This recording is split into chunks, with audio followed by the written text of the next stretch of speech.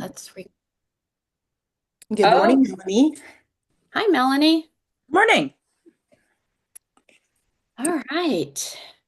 So, all right. So I before we dive in, I want to share a couple of things. And Tina, this is kind of coming off of your question and what you were talking about yesterday, where you feel closed, you feel blocked, and you're just not feeling what I can't remember what your wording was, but basically you're not feeling what you think you should be feeling at this point.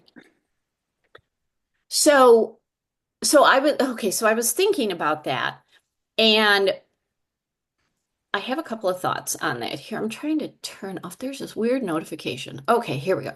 Um, there we go. All right. So when do I have that language right where you're like I'm not where I think I should be? Like what was the wording that you were using? I don't want to put words in your mouth. No, I mean, that was essentially it, that it's just like, I don't know if I'm like suppressing something or blocking something, but I mean, I just feel like for knowing all the things that I know and doing the practices that I'm doing, I should be like, amazingly open and intuitive. And I feel like I'm not, just kind of closed up. So like the first thing, and I've done this, like this is what I've gone through. So the first thing is really try not to compare yourself to anybody. Like, and I know there's a couple of other people in the sacred shift, and they're like, Allie, I'm not getting what you're getting.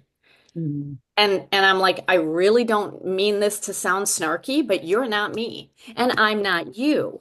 So you Mhm. have to like literally put the horse blinders on and like not look at where anybody else is because and I was having this conversation yesterday after class. I went to lunch with my pet sitter. That's the second thing I want to tell you about. But we were talking, and it's like we're all on our own different path, different journey. We started it at different times. And like my pet sitter she's very intuitive. She does Reiki. Um, she works with oils and crystals, and she's very intuitive. And we were talking about when we first started. And I realized I've been doing this since the first day of my life that I can remember. Okay. I just have. Excuse I've me. I've always been drawn to crystals. I didn't know what they did, but I always had them. Even when I was 3 years old, I had crystals in my bedroom. I started studying astrology when I was a freshman in college. And so it's like we're all at different phases, and anybody that has started in the last year or 5 years or even 10 years, Mhm. like you are in progress. You are making progress. And it's not like with some people, it can be a bam, and all of a sudden, like usually it's a trauma. I mean, it's like not a good thing that happens, and all of a sudden they wake up. Dobby, get off my keyboard. Stop. I just saw a tail go by. Um, you don't necessarily want a trauma to wake it up, No. but a trauma will. So it's like, so number one, don't compare yourself to anybody else. You are going down your path, and it's not you get to that point, you're hugely intuitive and you're done. It's always a progression. So Mhm. you'll get little nudges, little ideas, little messages, and they get stronger and stronger as you go on, but it never gets to where, yay, I'm fully intuitive. It's 100%. You just you just keep going. So it's like on a scale of 1 to 1 million. Okay. Yeah. So it's like never ending. It's never ending. So, and then the second thing is like you just have to truly deep down believe that you Mhm. are getting the intuitive messages, and fake it till you make it and like brainwashing yourself with affirmations like, I'm intuitive, I am intuitive. And if your brain is like, no, you're not, like, what's wrong with you? What it is changing the words in your thoughts. So every time you think to yourself, I should be further along, I'm not getting the messages, I'm not picking up the energies, I don't think this is working, you literally placed an order. Mhm. And like Amazon, it's going to land on your doorstep in a day. And that's the thing that I see. And it took me a long time. And I was telling the story to my pet sitter yesterday, because we went to high school together. Actually, we went through grade school, junior high, high school. She's my pet sitter. Um, and so she primarily saw me as an attorney, but she knows I do this work. And she's like, what got you started? And I was telling her a story. In 2005, I was in St. George, Utah. I spent all day teaching prosecutors on a very dry but fascinating constitutional law topic. And I was literally at the height of my career. It was like I was the one person in the country that specialized on this issue. And so I went to this spa at the end of the day to get a massage, and they gave me this chakra massage. Like they didn't even touch me. They're like massaging my chakras. And I'm looking at this lady like, what is wrong with you? Like what? And we get to the end of the massage and she's like, okay, you're all done. And I'm like, I'm sorry, I paid for a massage. And she said, that's what you got. And I'm like, you physically did not touch my achy back and my achy shoulders. And she's like, you got a chakra massage. And I'm like, what the hell is a chakra? I'm Uh-huh. like, I don't know what you're talking about. You were massaging my aura? Yeah, it was so bizarre. And then she sent me, and here, I'm going to reach over because I literally keep it here at my desk. Um, oh, where is it? Oh, there it is. And then she sent me into a room to get an aura reading. And oh gosh, I don't know if you can see it, but Yeah, that I can see Yeah, your a little face. bit, yeah. Uh-huh. so it's all like greens and indigos and purples, and then there's an orb A right little there. There's dot a in the white top. Yep. orb. And the guy who did this was, oh, I'm sorry, this was 2006, September 13th, 2006. It's right on here. Um, he looked at me and he said, you're a healer. And I was offended. Oh my gosh. Talk about ego. I was so offended. And I'm like, I'm a lawyer. Yeah, I'm not a woo-woo out there kind of person. Yeah. And that's what it was back then, was all woo-woo. I had studied astrology, I had crystals, I was dabbling in the really toxic essential oils. So I wasn't opposed to that, but I was like, I'm a lawyer. And he's like, you're a healer. And I fought with him. And I even said to him, I said, I'm kind of offended by that. I'm literally at the height of my career. And he said, that's good for you. And your ego is super happy about that. But he said, you're a healer.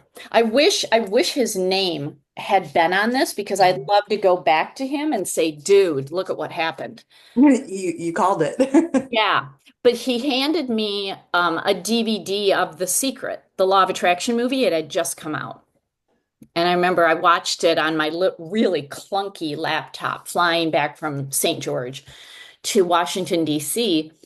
And I literally grabbed the lady next to me on the airplane as I was listening to it. And I said to her, my thoughts are going to kill me. She just looked at me like, What are you talking about? yeah. And when the steward or the airline attendant came by, she grabbed her and she said something like, I think we may need some help. She thought I was suicidal on the Okay. and I'm like, well, no, I'm not suicidal. I'm a prosecutor. I do bad things to bad people. That's my mantra. And those thoughts are going to kill me. Mhm. So I can laugh at it now. That's when I really started to switch and I had to monitor my thoughts a lot. Every time I used the word try, like, oh, I'll try that. No, I'm not. If I'm using the word try, it's never going to happen. So I had to eliminate the word try out of my vocabulary. Eliminate the word don't, because when you use the word don't, you're focused on what you don't want or what you don't have. Yeah. And you're just going to get more of that. We have to focus on what we want I'm always. really bad. I have a friend and he's like, I have a problem with the word wish. He's Mhm. like, "You're not going to wish it. I will, you will do it. You're not going to wish for it." And I'm Yeah. like, I wish I could this, or I wish I could do that. And he's like, why don't you just do it? You will do it. Yeah. So, Because when you put out the word wish, you will always be wishing. mhm, A wish is not action oriented. no. So this is where you start monitoring everything that you say because it starts in your thoughts and your thoughts drive everything. And that's the beauty of free will. We have more power than we think. So like you thinking that something is wrong and you're closed off and you're blocked, your wish is granted. And that's what the energies do. They're like, wow, look at Tina, look at Emmy, look at Laura. They're so focused on this. They're really interested in this. Like like they got heightened emotions, like they're super into this. Let's give them more of it. And the energies don't distinguish between what we think is good and bad. That's a human construct. Mhm. So it's becoming hyper aware. And then that leads to the next thing, like that gets you into the belief because you just have to start trusting everything that comes to you. Everyone is intuitive. Everyone. We just have certain intuition that's stronger than others. So it's figuring out what is your strength. Mhm. I realized that I'm claircognizant. I just know. And I figured that out. This was in like 2007, 2008. I was running a public policy office for an organization in DC. And every time headquarters would come to me and say, you need to oppose the farm bill. We're working on animal and child protection. I'm like, there's no way in hell I'm opposing the farm bill. I'm sorry, I got some cat and dog protection laws in there. I got some farm animal protection laws in there. I'm not doing that. And they fought me, and I couldn't articulate, but I would say, we're not going down that road. We're not doing that. Why? You just need to trust me. It was claircognizance. I just knew. I didn't know how I knew. I couldn't explain it. Just, you need to trust me. Well, we got lambasted in the public media. And all of a sudden, the CEO came back to me and said, well, I guess you were right. And it's like, see, I need you to trust me. Don't question me. And that's not an ego thing. It's just I can't sometimes explain it. That's claircognizance. You just know. You don't know how you know, but you just know. And it's just figuring out which one is your primary strength right now because you have one. Okay. It- And I do think you're right about the shadow work and stuff too, because I kind of thought about it a little bit. After class, I kind of had a million and one post-its on pages and, kind of organized my thoughts more on Yeah. notebook paper. Um, but no, I mean, there's definitely some inner child, and I don't know, I'm one of those people that it's kind of like, get over it. It's like you can't spend your life focusing on something that wasn't what you wanted it to be, or, it's like just put on your big girl panties and, roll on.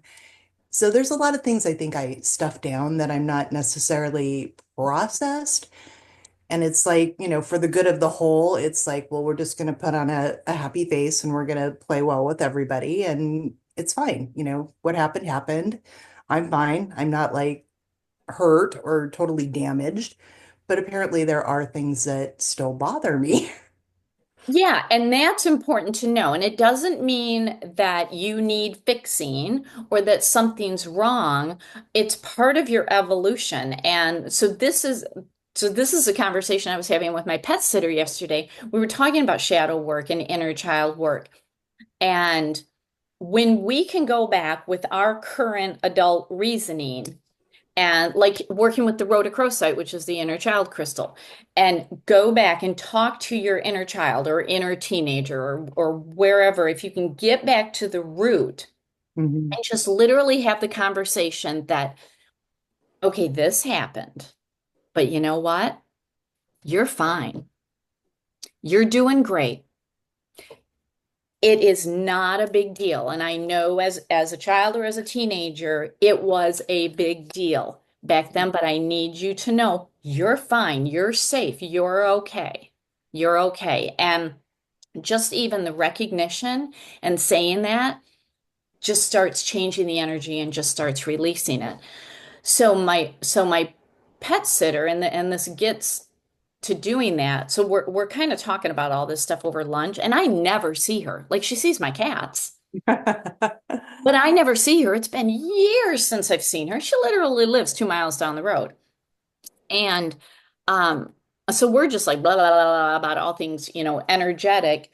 And she had posted a couple of times on Facebook that she's looking for a kidney donor, but she never ever utters the word that she's in kidney failure. Never utters those words because she's not placing that order, but she focuses on what she does want. So she's put out a couple of times that, hey, I'm looking for a kidney donor. And if you've never been tested to see if you're a match with somebody and if you're inclined, if that's kind of like your thing, here's how you do it. And that's all she did. And so we were talking about that. Well, kidneys store fear. And as soon as I said that, she just blurted out. She said, we grew up in the same hometown. And she's like, as a child, we had a barn that burned down and we lost a lot of animals. And she said, I am so fearfully overprotective of all my animal clients. She said, I know it's like borderline obsession, unhealthy. Like she will literally take people's dogs and take them to her house because she's like, I have to keep them safe. But then I worry about the cats. I can't move cats. I keep them in their home. And I'm like, now you know why your kidneys are struggling. Yeah. You need to go back to that time. You need to talk to your inner child to say, you know what? Yes, animals were lost, but I said, and this is where I just trust the words that come out of my mouth. I do not filter anymore because intuition is always uplifting and positive. It's never like fearful or degrading.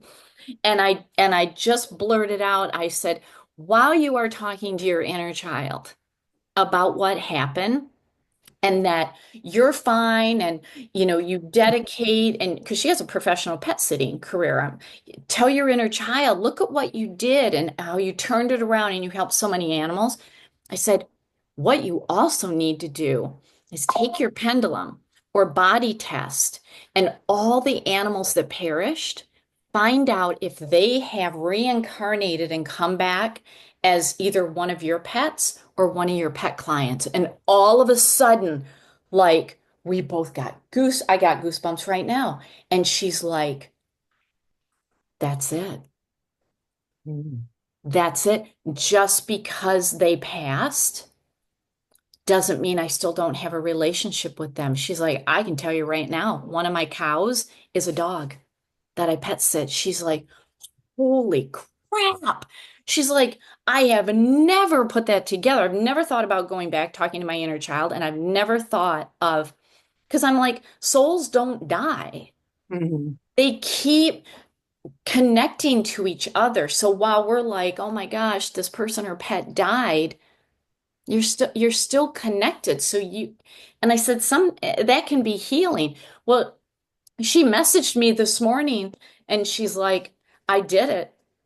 And she said every single one of those animals is either one of my pets or a past pet or a pet client. Every single one. Wow. And I'm That's really like, see? And she said, I feel so much better. yeah. Feel so much better. And she said, I usually wake up in the morning and my one kidney is aching. And she said, I did this last night as I was like sitting in a bathtub surrounded by water. And she said, I woke up this morning and my kidney doesn't ache. And I said, you're releasing. Yeah. So that's the thing. You just have, like, I just trusted and just said what I said. I have no attachment to the outcome, just you need to hear this. And she took it and she did the work. So this is the thing. ever second guess yourself. Like when an idea comes to mind, for you or for anybody else, like say it or take action on it. And so a good thing that you can do is to just, hold a crystal, quiet your mind, and just ask yourself, what is a past decision that I made that worked out and I didn't overthink it for it to work out? Okay. And you'll start to go back and think about things. And that was your intuition nudging you, the pinball machine flappers of life. Psh, especially if it's something that you decided that is out of the norm, like it was a big decision, but you didn't put a lot of thought into it and it worked out. Okay. That's intuition. You got to find the real life examples because you have them. You need to identify them. And as soon as you just identify them, like, oh, I decided to go to this college and I didn't even investigate it. I just went and it all worked out. Or I decided on this line of work and I didn't know what I was getting into, but I did it and it all worked out. Or I moved or I like something big, something big like that. That will start giving you real life examples that your intuition is absolutely working. It hasn't left the building. It's Sometimes not that's how I lifted building. feel. It is there. And I will tell you with the solar eclipse that we had and Neptune moving into Aries today, where it's going to stay until 2036, 2039, 2030. Yeah, it's staying for 14 years. Yeah, it's gonna be there. Yeah, brace yourself. Brace yourself. It's like just tell yourself, I'm highly intuitive. And I'm going to start listening to the nudges and to the messages and to the signs that I get and the ideas. And, but however, whatever your primary clair is, are you hearing? Are you seeing? Do you just know? Do you feel? And if it's clairsentient and you feel, what happens when you have basically a truth bomb come in or an inspired idea? For me, it's goosebumps. As soon Mhm. as I say something, bam, it's like, okay, I guess that was accurate. Other people, they may feel almost like a hot flash, Mhm. or their crown tingles, or I have a friend where her fingertips tingle, and all of a sudden she'll do this. And when she does that, I'm like, you're getting a hit. So everybody gets something different. I have another friend where she just feels like energy going right up her spine on her back, and it starts at her root and it just goes like that. She's like, I mean, she actually makes a physical move like that. And it's like, you're getting a hit. What is it? So, do you Yeah, know what your primary clair is? well, it's kind of funny because I hadn't really ever thought that hard about it. But I mean, talking about that, you're right. I do get physically, I will jolt sometimes, and not, everybody does for various reasons, but kind of that same thing. Like, I don't know, I'll think about something that kind of excites me or seems like, just really interesting out of the blue. And it is, it's kind of a little bit of a jolt. So Yeah. maybe. Yeah. And you can start testing it like just take I mean, you can take the hot mess of current events and just ask yourself, is that 100% true? And then pay attention. Do I feel something? Do I just have a thought that gives me a yes or no? Do I get ringing in my ears? Like, do I like what is it? So you can literally take examples and just ask, and then you get confirmation by then asking your pendulum or doing the body test. Mhm. So, but first ask and see how you respond, and that'll help. That'll help because you are intuitive. You are. You are. I have enough, frequencies around me. I should be. Yeah, you are. You are. So yeah, so the big thing is you got to believe that you are, and when you start changing your words and your thoughts about it and Yeah, get it'll be different. some practical examples, then that'll happen. Perfect. You'll really recognize it. So Melanie, does this help for you? I don't know if you have struggled with getting Oh, intuitive hits, but does it? oh, for sure. I think that a lot of it for me is like the thought of, is it real? Is it true? Like, because I always feel like it's the science part of, well, this is really woo-woo, and then I'm like, well, it's not, but is it? Or, and then you have other people's thoughts and feelings on it when they talk about it, and they're like, well, this is stupid. This is, Yeah. you hear things about that. And like, I know for me, like it always just feels like it just feels like the right decision for things. Like that's I guess mine is more of like a feeling. It's almost just like, you do something and your brain just is like, yes, that's right. Or no, it's not. Yeah. It's like you can hear the word, but you can't hear it, but you can type of deal in your head. So Yeah. mine is more of a feeling. Good, good. So That's awesome. yeah. And when it comes to other people who are dismissive, the one thing that I like to do, like I never really debate anybody, but I ask them a question that just shuts it down. Yeah. And if they're like, "Oh, all this crystal stuff, like it's just a bunch of woo-woo," and I'll just ask them, "Oh, tell me about your education with crystals." And they are silent. Yeah. And it's like, do you really think it's a good idea to have opinion about something you don't know anything about? And then that's when I'll say something like, I don't have opinions about how to change a catalytic converter on my car because I literally have no education. So I don't form an opinion about whether it was installed correctly or not because I don't know. And that instantly shuts them down and helps them start thinking about that. People tend to speak negatively about something that they don't know about and they have been programmed against. And there's a lot of programming against healing, just education, medical industry, religion. And I just ask, oh, I'd love to hear about your education in that. Or when they say astrology isn't real, well, there's some really crazy science behind it. And I'm like, oh, who have you studied with? Well, no one. Oh, that's interesting that you have an opinion when you're not educated in it. Hmm, isn't that interesting? And then I just let them sit with it. So, so anyway, okay, well, that's a little divergence for half an hour. So hopefully we catch up here. Thank you I for that. just, I appreciate I it. just felt that was important that, No, it means a lot because I have been struggling with it. It's like, it's like I keep doing all the things, but it's like expecting like, I don't know, like you said, lights are gonna go off or something, and I'm just gonna light columns are gonna shoot out of my head. I don't know. yeah, and it's our brain likes to do and have a result.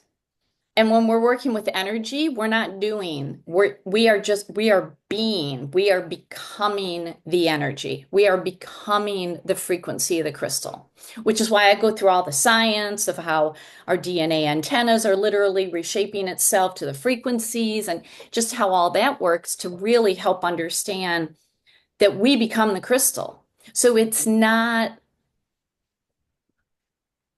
reframing in our mind that we don't have to do anything. Yeah.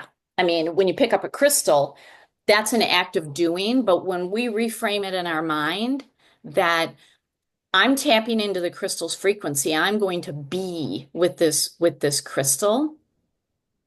When we change into, because we're human beings, but yet we are programmed to be human doings. So we have to deprogram ourselves to get out of the doing and just being. So, I like that. yeah. Well, and that's where the guided crystal journal. It's not something to do, it's how you want to be.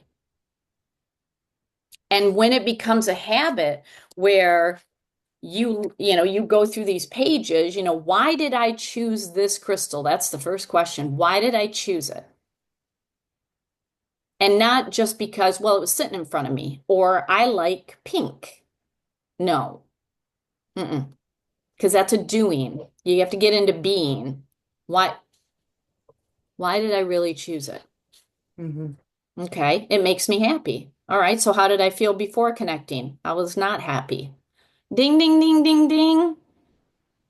Yeah. Okay, that's a great awareness. And then you focus on your thoughts, you focus on your emotions, and then you get messages and guidance. And it's a way of being with the crystal. You're not doing. It's not a doing thing. So, and it takes a while because our brain is programmed to be a certain way. All right, we left off with selenite yesterday. All right, so we got three more crystals to go through. Oh, Melanie, did you have a chance to drink your shungite water?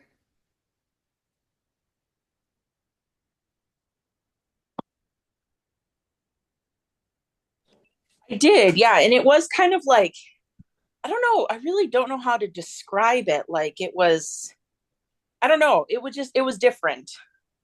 And my little shungite is like full of little bubbles while Yeah, in water. So awesome. Yeah, and I'm glad that you saw the bubbles. yeah. Yeah, it's hard to describe. Like to me, I literally had like a film on my teeth, but Yeah. it was mineralization. It's like, okay, that's kind of creepy, but it's a very, very healthy thing. So, all right, good. I'm glad you did that. So I would encourage you, even if you just take a couple of sips a day of shungite water, like you can literally make a week's worth, just have a cup and Mhm. doesn't necessarily need to be exposed to sun, but I like to keep mine in my kitchen window. And I just literally take like a big sip of it every morning and then I'm good. I'm just good. Wonder if you can supplement that instead of like, your YL minerals, the drops. Hmm. That would be worth testing and then go get blood testing done to see what your mineral levels are. Hmm. I mean, it's got all the minerals that our body needs, so are we going to absorb it enough? Good question. I don't have an answer to that, but that's worth testing out. I think so. Yeah. All right, let's talk about selenite. So, selenite is, and I was this way many, many years ago where I thought selenite was just what is really satin spar. I thought that was selenite. Selenite is a category called gypsum. And and it grows a couple of different ways. One way is the satin spar, which it's very cloudy. It grows in rods. It grows like that. That's so cool. That's how it grows, yeah. Um, Grows a lot in Mexico. That's in Mexico, that cave. And that is a form of selenite, but it's called satin spar. So, like, I don't call that version selenite anymore. I mean, its name is satin spar, and it's a form of gypsum. Selenite is clear, and it grows in a flat slab. So I still have some of these in my store, and they're really, really cool. I mean, you can literally see through them. I did have some pink selenite. Oh, I still have some. I have the horn selenite. I have some golden. I have some pink, and that's a very, very different formation. Yeah, the horn stuff is cool. I like that. Yeah, it's a really, really unusual formation. But regardless of whether it's satin spar or clear selenite or pink selenite or golden selenite or horn selenite, it all has the same energy. To me, I mean, it is super high vibrational. There's really not a whole lot grounding about it unless it has the yellow, which is iron. This is a Christ consciousness crystal and not Christ as in Jesus Christ. It's Christ consciousness is the highest level of consciousness that a human being living on a third dimensional Earth can reach. I mean, you're talking super high frequency, like Tibetan monks, the Dalai Lama, Gandhi, like super, super high consciousness. Selenite raises us as high as it can. Okay. Um, to me, kind of on the level of Himalayan. Himalayan's very high frequency, selenite, very high frequency. It's named after the moon goddess Selene. And there was a king, oh, I should look up when he was a ruler, but King Minos of Minoa in Greece actually built his palace walls with selenite so that when the moon shined through, the walls would glow. So I think that's very cool. This is like all the higher chakras. This is what this crystal works on. It works off body, although physically, if you have back problems, if you have spinal column problems, if you put especially the Stanton spar under your bed, aligned with how you sleep, it works on spinal issues. So this is such a cool crystal to work with, and it is just pure white light. I mean that it is the white energy ray, and what it does is, we have this energy body, we have this light body, and the higher we can go in frequency, what we really need to do is anchor it into this existence. We may know people and, I call them space cadets. It's like, you are not of this planet. You are Fruit Loops out here flying. Like, I don't even know what you're talking about. It's because they haven't anchored their high frequency into this body so that they can literally live right now in a high frequency. That's what selenite does. And it really helps with clarity, clearing any confusion, especially the clear selenite. It gives you like that clarity and really deep understanding. It's very calming. So, for any erratic emotions, it's fantastic. Whether it's the Santin spar or the clear selenite, I like to sweep the energy field, especially animals. If you have animals that are just nervous, agitated, fearful, just horses that get spooked, um, sweep their energy field. It's one of my favorite things to do. And it's Is, real. Oh, go ahead. is selenite so then essentially like self-cleansing? Because I mean, you use selenite to cleanse other crystals. What So, do you do with selenite? so here's the interesting thing. So, there's like the purist perspective and the scientific perspective that I talk about in the first class. Scientifically, if selenite can cleanse other crystals, then all crystals can cleanse crystals. So it's commonly written that selenite and clear quartz, I've seen kyanite, carnelian, citrine, that they can all cleanse other crystals. Well, quartz, citrine, and carnelian are quartz-based, so why can they cleanse crystals? But nobody talks about amethyst cleansing crystals or green aventurine or blue lace agate. Like, what is it about them? So scientifically, crystals are self-cleansing. Like, yes, something could attach to the outside of it, like when we go to antique stores and it's like, ooh, this armoire just feels negative. It's not because a negative energy has gone through the wood. It's just there's like probably an entity attached to it. Mhm. That can absolutely happen to crystals, but to embed and go in, I'm sorry, the crystalline lattice is like, if that were true, human emotions would have long since destroyed all the crystals and therefore imploded the earth. So, like, not possible. The crystalline lattice, hexagon structured with the tetragonal lattice, indestructible. Indestructible. So, that's the scientific viewpoint. But the purists believe that certain crystals can cleanse certain crystals. And I have my moments where I will take a crystal that I broke, and I like to actually put it on my pink Himalayan slab that's on my coffee table. That's what I like to do. So if you feel drawn to using selenite to cleanse other crystals, then do it. Like especially the clear slab, it's like a plate. Hmm. You could lay jewelry on it. You could put your morning cup of coffee on it. You could stick a banana on it. It's all frequency. So if that's the purest, if you are drawn to do that, go. I haven't really so far, but you always see everywhere you go, crystal shops, selenite plates and, quote, charging dishes or charging bowls. And it's like, Yeah. I don't know. And I think selenite's kind of probably the most underappreciated because it's so abundant or easily, at least Right. the satin spar is everywhere. Even if it's not a crystal store, you walk into a souvenir shop and they have Yeah. satin spar now.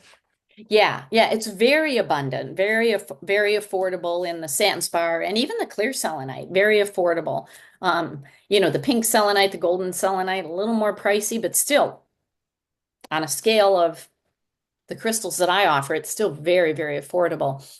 So, so yeah, I mean, I see all the bowls and the charging plates and like I have a selenite tower in my bedroom that was carved to be a tower and there's a hole in the bottom and I put a light in it. Yeah, I have a couple little ones that are like that too. One by Yeah. my, yeah. And it's just the light's doing nothing but making a cool ambiance, but it's the huge selenite tower that I like. Yeah, it's kind of my nightlight that I leave on in the house so that if I come upstairs, I'm not falling down the stairs. So, Yeah. Yeah. So if you feel called to do that, then absolutely do that. But if selenite can cleanse crystals, then so can every other crystal. okay, that makes sense. Yeah. So yeah, so I like selenite to clear the energy field. Like when I do that, I feel goosebumps. Animals absolutely react. Like in the animal class that I teach, I have a video of a horse that is just like rippling, like when I sweep the energy field. So very, very powerful. And I also have it was my healing room where I did sessions, but now it's my crystal store. I have satin spar rods in the four corners of this healing room. And just that space, ever since I've been in this house for 10 years, when I go into that room, I instantly communicate with angels. Instantly. Unlike any other place in my house. Don't ask me why. Not necessarily known as an angelic crystal, but the frequency of that room is so high. Even before I had the crystal store in there, it just really helps me communicate. So if you have a space that you can call your own, put Mhm. selenite in the four corners and Yep. it'll elevate the frequency. All right, here. We already did shungite. Let's go past that. All right, two more. Let's talk about stellar beam calcite. So I just restocked on stellar beam calcite. This is getting harder to find. Um, I used to get it out of Tennessee from a dealer there, Tennessee of all places. And now it's coming out of Morocco. So this is very high frequency. I mean, there's just nothing grounding about stellar beam calcite. It's also known as dogtooth calcite. So if you go to like a crystal show that's more one of those, like they don't call it a crystal show, they call it a rock show. Sometimes local communities, bring all the geologists together. And so if Gem you and rock. yeah, if you see dogtooth calcite, that's stellar beam Yeah. calcite. All right, this is a stone of motivation. So when you basically need to light a fire under your behind, this is the one that you want to work with. It's double termination. That's how they grow. They're double terminated. And they like to hitch a ride on other crystals, like especially on fluorite. I love seeing the stellar beam. It's like, yeah, we're just going to hitch a ride here.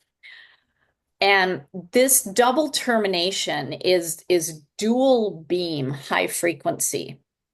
So when you lay it on your body or hold it to meditate, pew, that's what happens to the energy. It's like it's hitting the earth chakra, it's going all the way up to the highest realms, and it's taking you for that ride.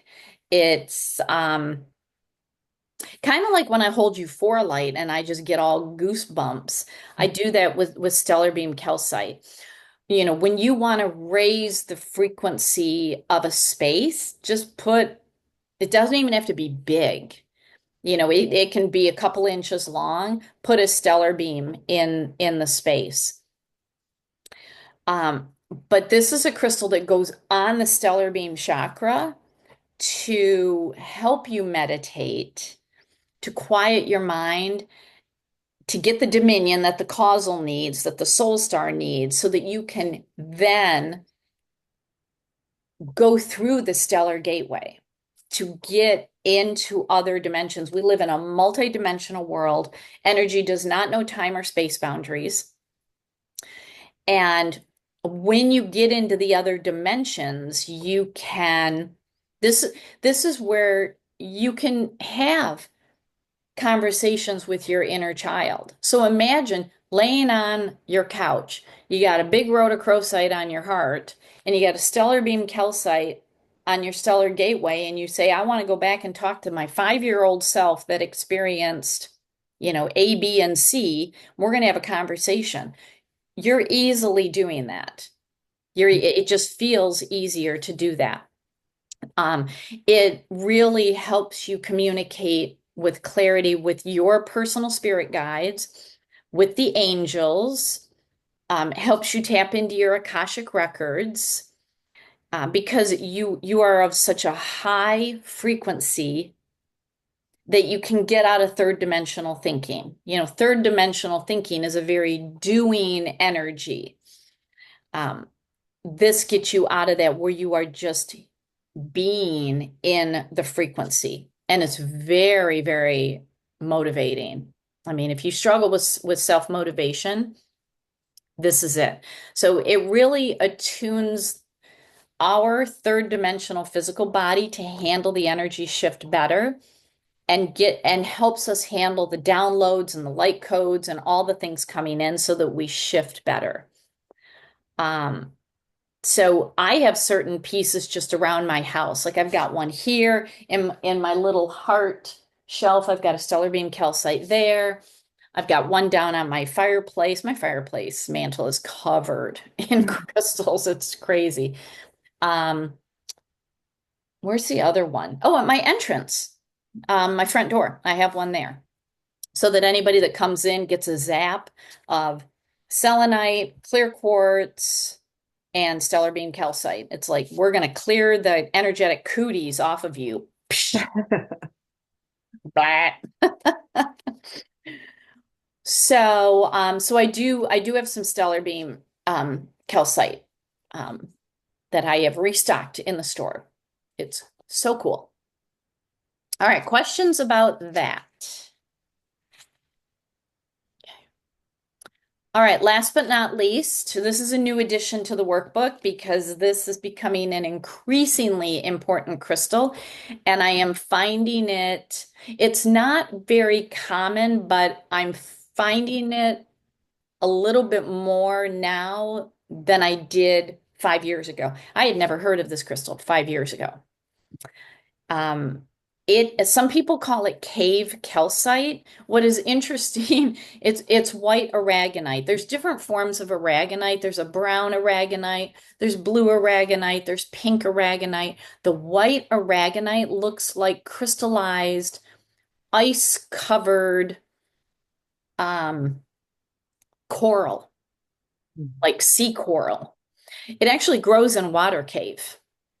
So it's a really, really fascinating crystal, but it is a stone of new beginnings, which is perfection because today with Neptune going into Aries, so it takes Neptune 165 years to cycle through all the zodiacs. And the last time it was at literally this 0 degrees of Aries was 165 years ago. We were in the American Civil War.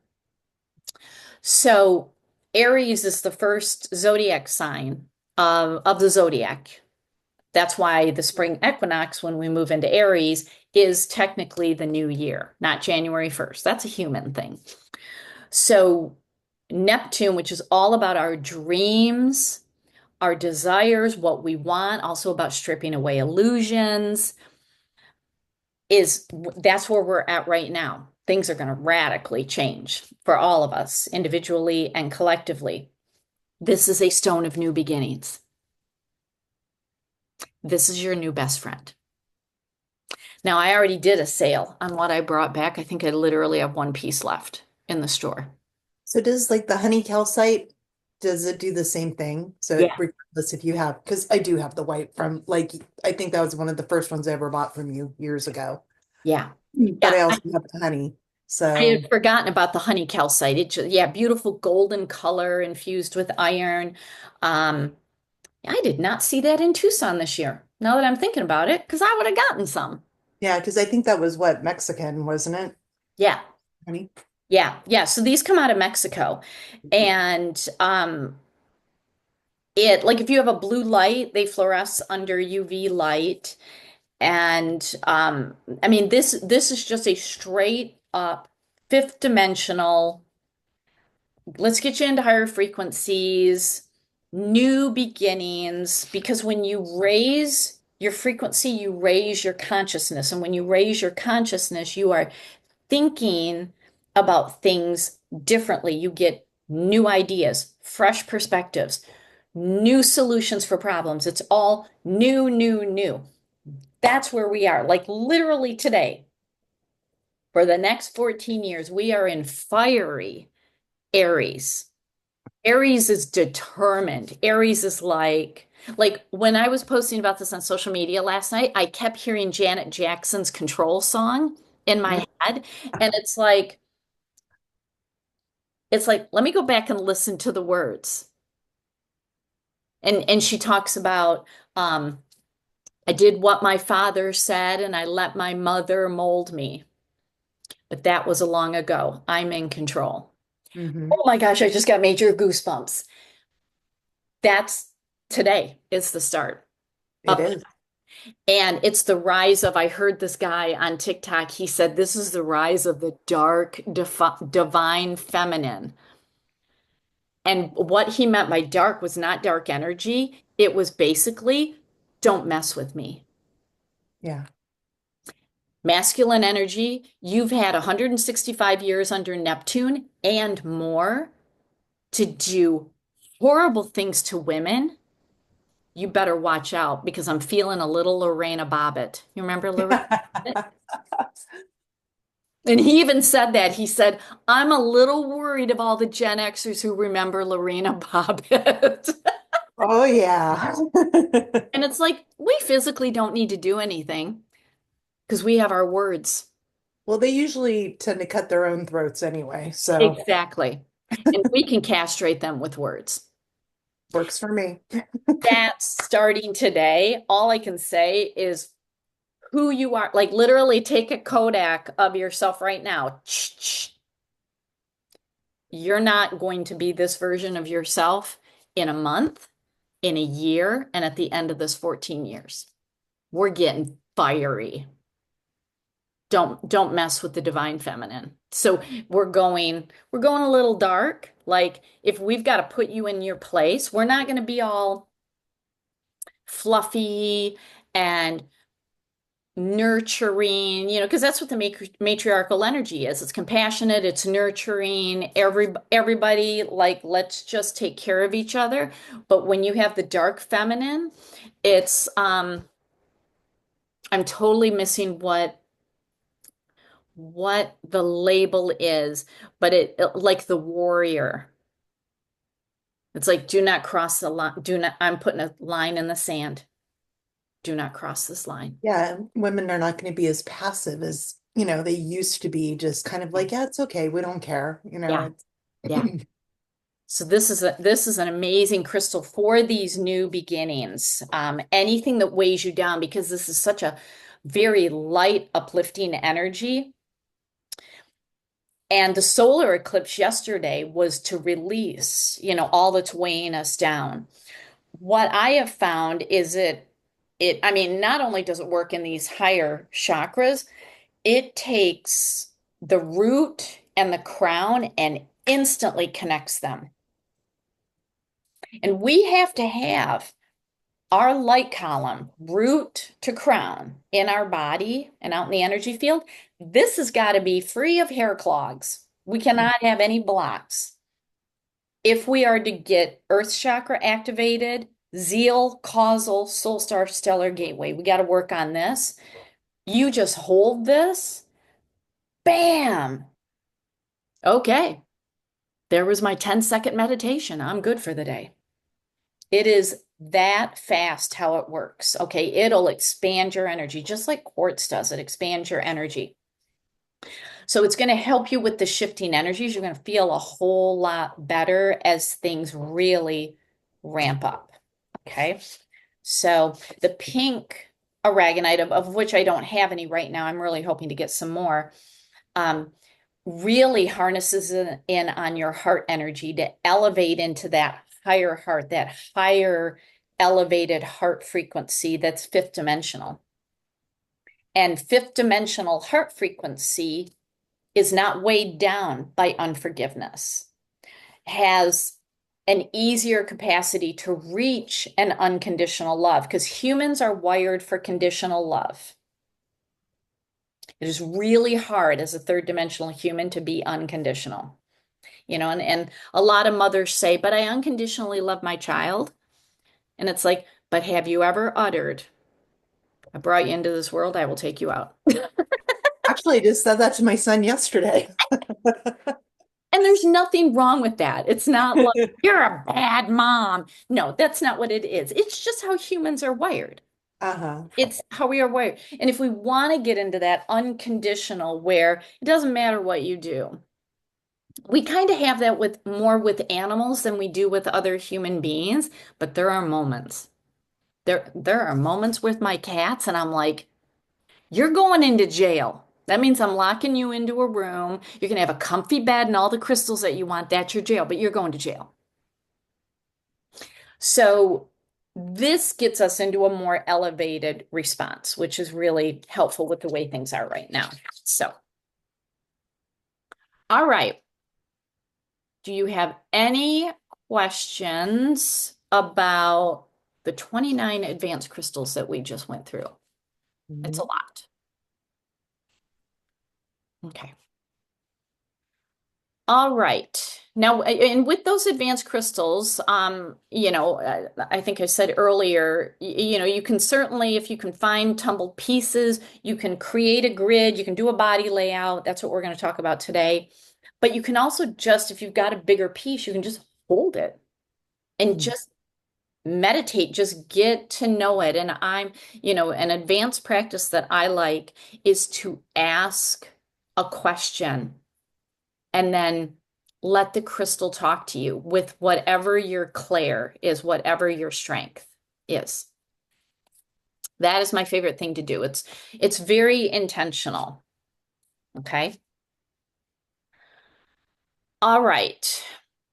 Let's go to the next section. Let's talk about advanced crystal tools. So these are some formations, kind of like the masters. We got the 12 masters, the Isis, the Tantric Twin, the Time Link, the Cathedral Library. These are formations, and I just call them advanced formations. That's my label that I put on them. But these are formations that have really interesting growth formation and the energy that comes from that growth formation. So I want to talk about the abundance formation. This is often confused with the Cathedral Library. So if you remember, that Cathedral Library is big. You're looking at 6 inches tall, 3 inches wide, or bigger. You have a main point, and then you have all these really embedded in points growing around it. Well, that kind of looks like the abundance formation, right? Kinda. Here's the difference. The abundance formation is small. So what you see on the screen, this is a Kundalini citrine. It's about 2 inches big. That's not a Cathedral Library. It's too small. happen to have one of those right here. Yeah. Oh, they're fantastic. I love it. Fantastic energy. But the points are more defined. On the Cathedral Library, they're really like really blended into the main point. These, like you can almost see them, they're stacked in such a way that they could create a celestial Well, formations, that alligator, that skeleton and I formation. have a smoky that is, it has the celestial, but it is also abundance formation, a smoky amethyst. Yeah. So And how there, do you know the abundance formation? It's a minimum of 9 points. So you got your main point, minimum of 9 points on the side. So you have to count. It's easier to count the abundance formation than it is to count the Cathedral Library. Okay, so it's more defined. So a minimum of 9 points. Isn't that interesting? Here we go again with the 9. it's 9. Yep. So numerous small terminations just growing around the base. It's not a cluster. It is a defined point and then small terminations around it. And why this is an abundant formation, especially for anybody who has a business, you are representative of the main point, and all the small points are your clients. They are literally coming to you, surrounding you. I need your help. I need your services. I need your education. I need what you are offering. That's an abundance energy. You have something to offer. It doesn't necessarily have to mean money, but you have an abundance of help for people. Okay, abundance has a lot of different meanings. When you meditate with this crystal, it puts you in an abundant mindset. I like to meditate with this crystal while simultaneously diffusing and topically applying Young Living's Abundance Blend. It shifts you into a frequency of what you want rather than what you don't want. It shifts you into I can versus I can't. It shifts you into I do rather than I don't. It shifts you to abundance rather than lack. So if you're a natural, the brain is hardwired to protect itself. And so it defaults to lack a lot. We have to consciously work on rewiring that, literally rewiring the neural pathways in our brain. This is a crystal that will start shifting your thoughts, your language, and therefore your behavior and your actions into, of course I can. Of course I can have this. That sounds like it could be useful for me right now. Yeah. Yeah, because this is an energetic universe, and in the quantum field, everything is already there because energy is neither created nor destroyed, it just transforms. Like when the sun comes in and it hits a solar panel and creates electricity. It's not new energy. It just changes form. So when we change how we think about abundance, everything's already been created. This quantum field, I literally just view it like a layer surrounding the earth. And it's like everything's there. It's like the ultimate Amazon. What I want is there. I just have to tune my radio dial to the frequency to tap into it. And I have to have an abundant mindset because as soon as I utter the words, I can't or I can't afford that. I don't have the time. Your wish is my command. You just put an order to your big Amazon layer over the earth called the quantum field, and the quantum field said, your wish is my command. And I see this all the time. I see this all the time. Everybody does this. I used to do this because we focus on what we don't want. It's called contrast. We have to have contrast, the things that we don't want, in order for us to know what we do want. This is a crystal that helps you get into the What do I want? I'm not going to focus on what I don't want. And I have been preaching this on social media. Stop focusing on what you don't want in the world. Focus on what you do want. Shift into that frequency. That's what this crystal does. Limitless potential. Limitless. Okay. Love this. I don't think I have any abundance formations right now in the store, but stay tuned. All right. The next formation that's advanced, the bridge and the barnacle, and these are often confused with each other because they grow together. I have a lot of barnacle and bridges. I've got old Tibetans with barnacles and bridges. I think some of the new rutilated quartz have barnacles and bridges. I've got some Himalayans with barnacles and bridges. A barnacle is a crystal point that looks like it was super glued onto the crystal. It's not growing in the crystal. It's not growing out of the crystal. It grows like sideways or on an angle. Okay, it's not up and down. That would just be a termination. It grows sideways or on an angle. So on this picture, you can see both. You have one here that's literally growing directly across, and then you have one that's growing on an angle. That's a barnacle. It literally is hitching a ride, like a barnacle on a boat. It's just attached to it. Okay? Barnacles are like a new soul that is attaching to an old soul. The old soul is the main crystal.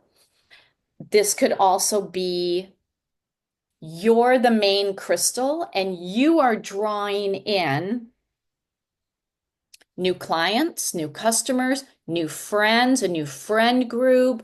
Maybe you want to start a book club and you're like, who do I want to draw in? Because I want to do some really like spiritual books. Who do I want to draw in? You work with a barnacle about drawing in the right tribe based on your frequency now.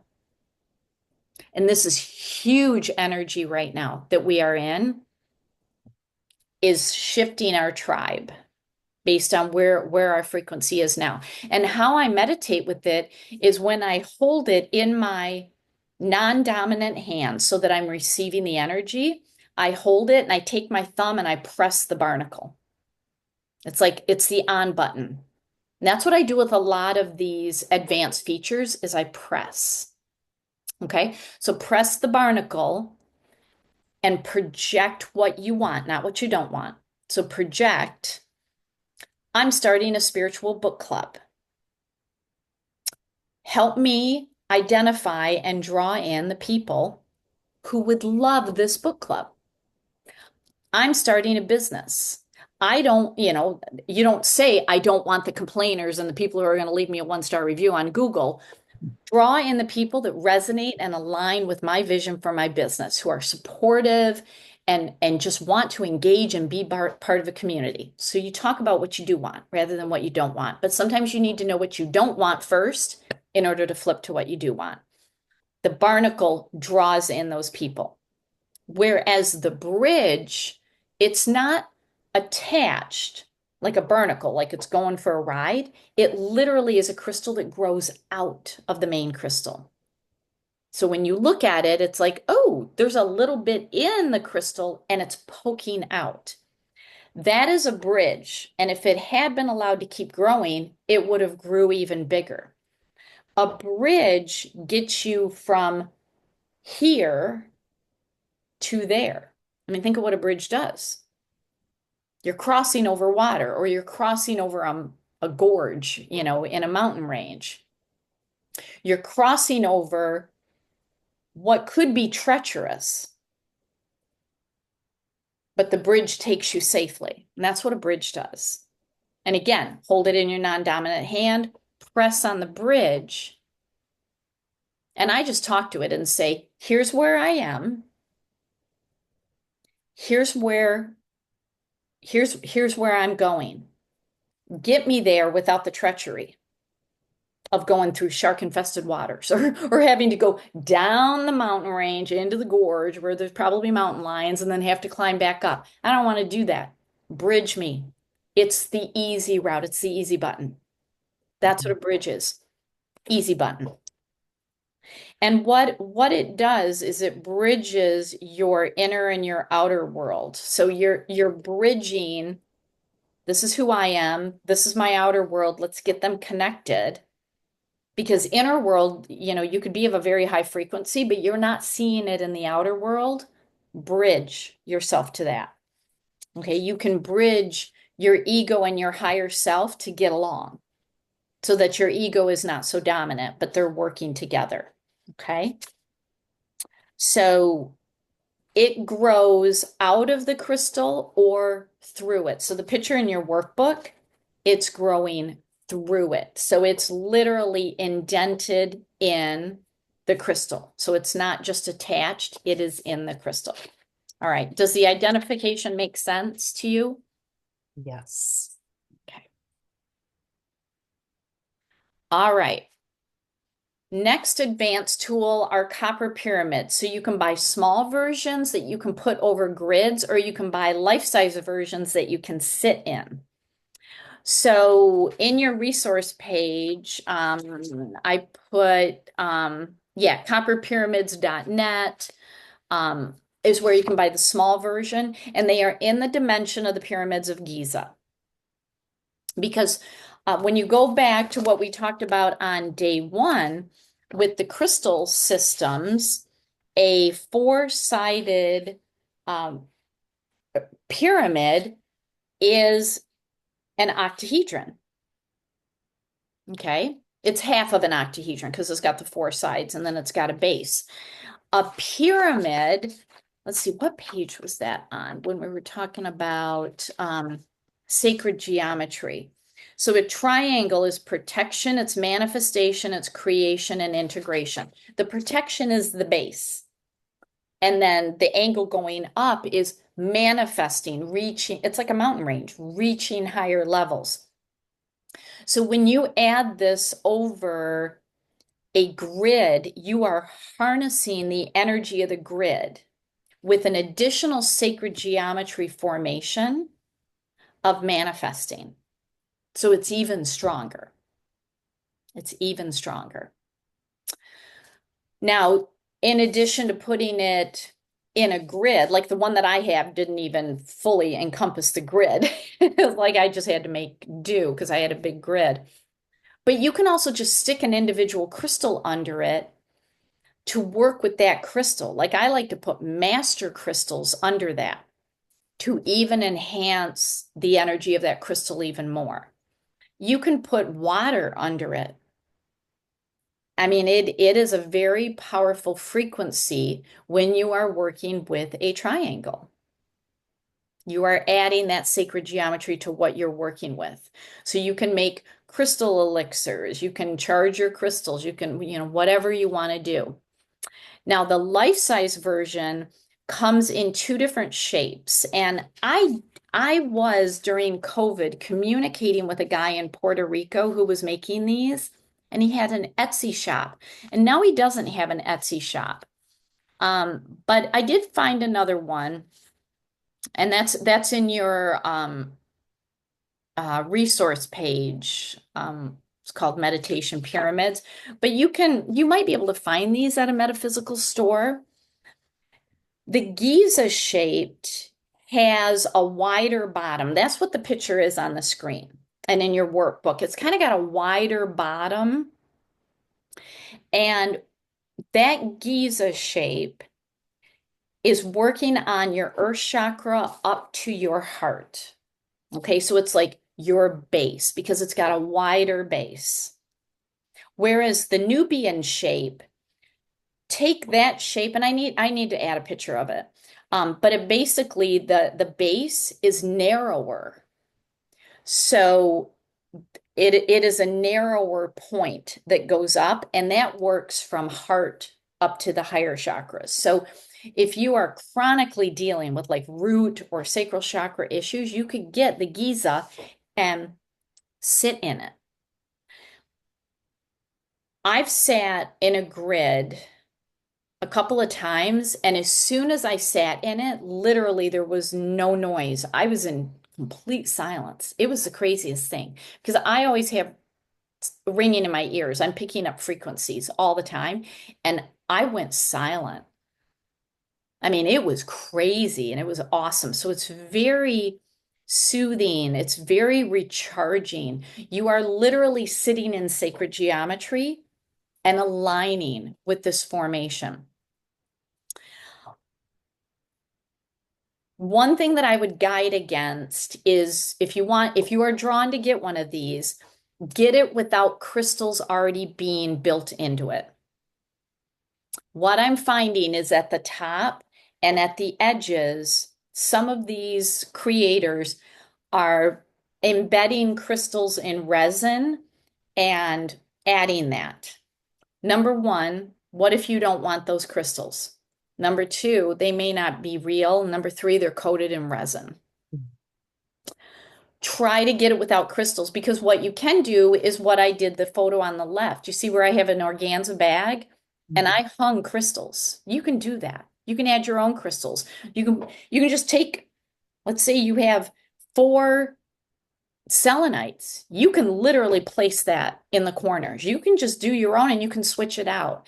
If you buy it with pre-fixed crystals, you can't change it. Mhm.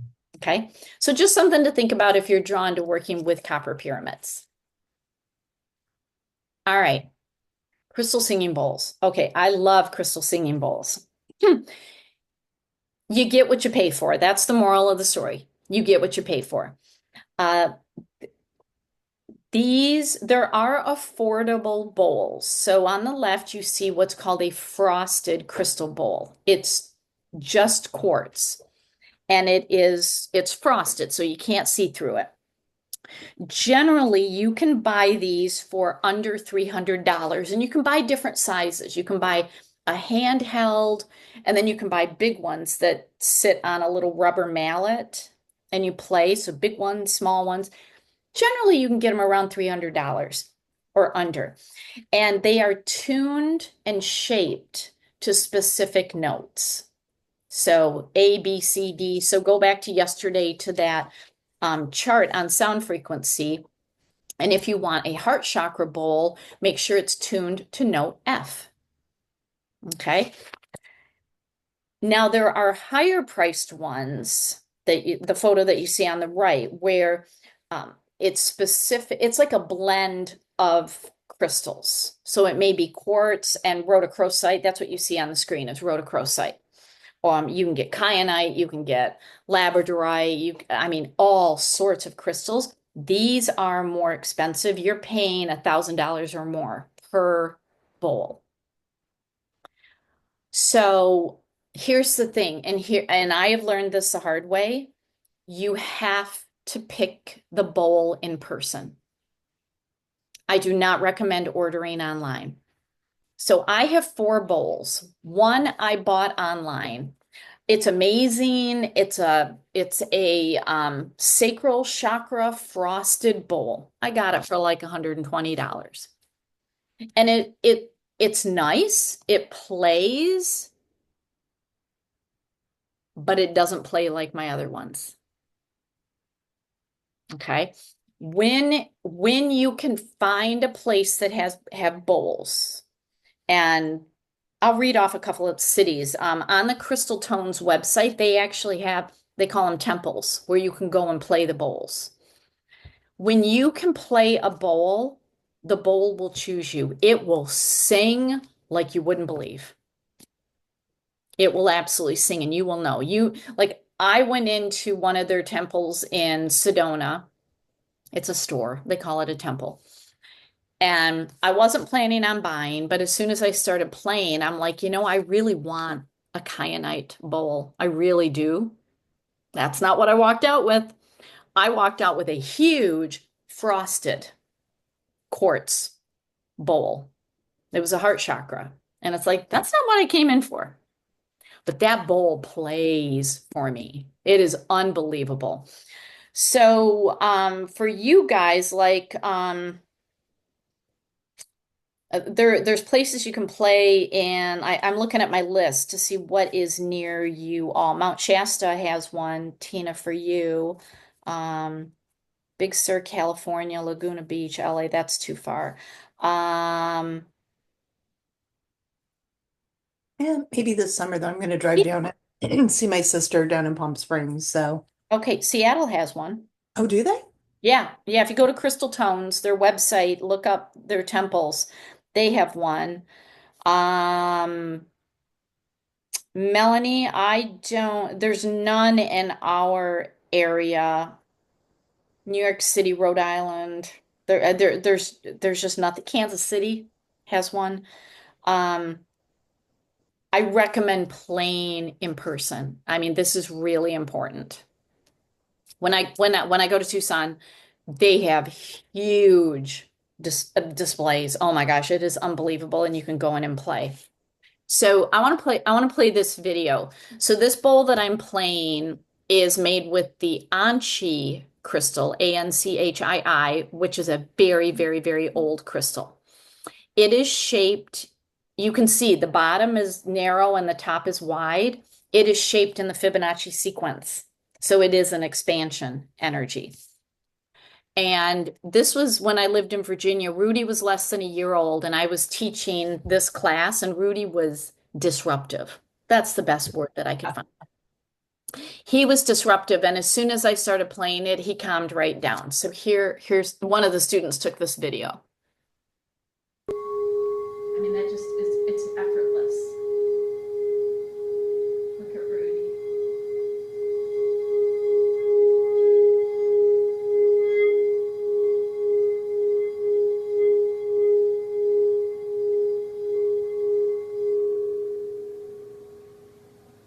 What do you think?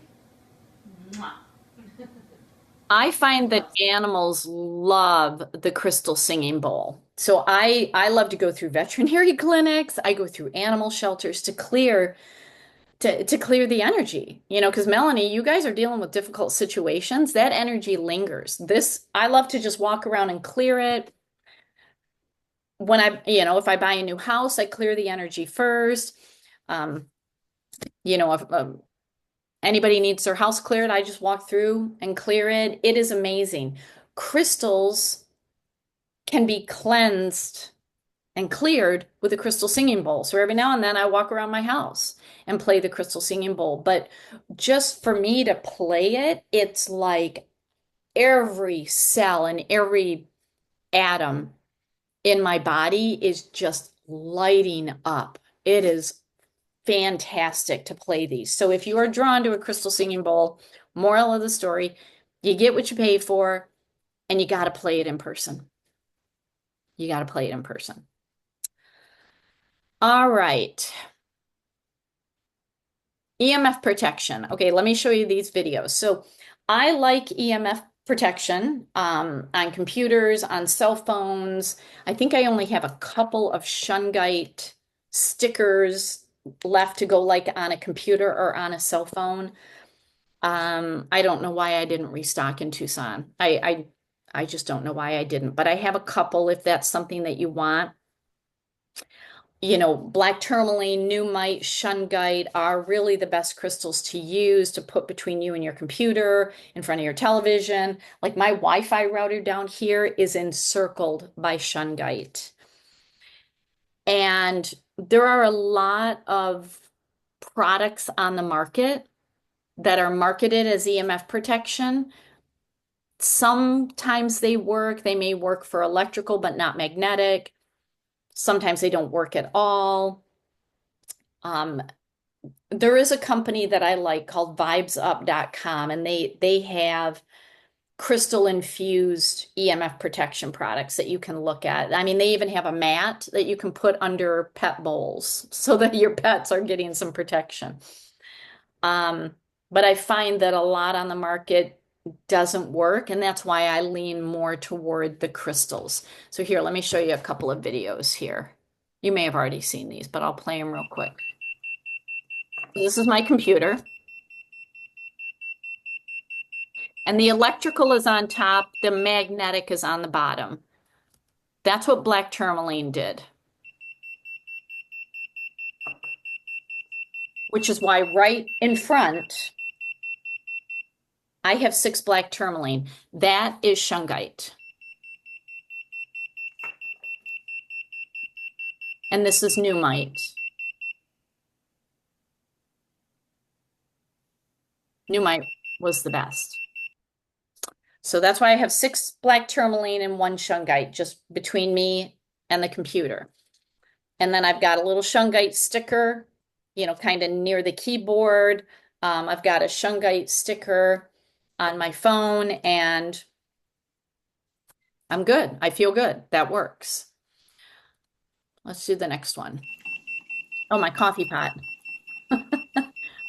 That's electrical, not that bad. This is a Harmony pendant, Harmony with an I. There's no crystals in it. They will not say how it works other than they use sacred geometry. It helped a little. So if you wear it as a necklace, it's like, okay.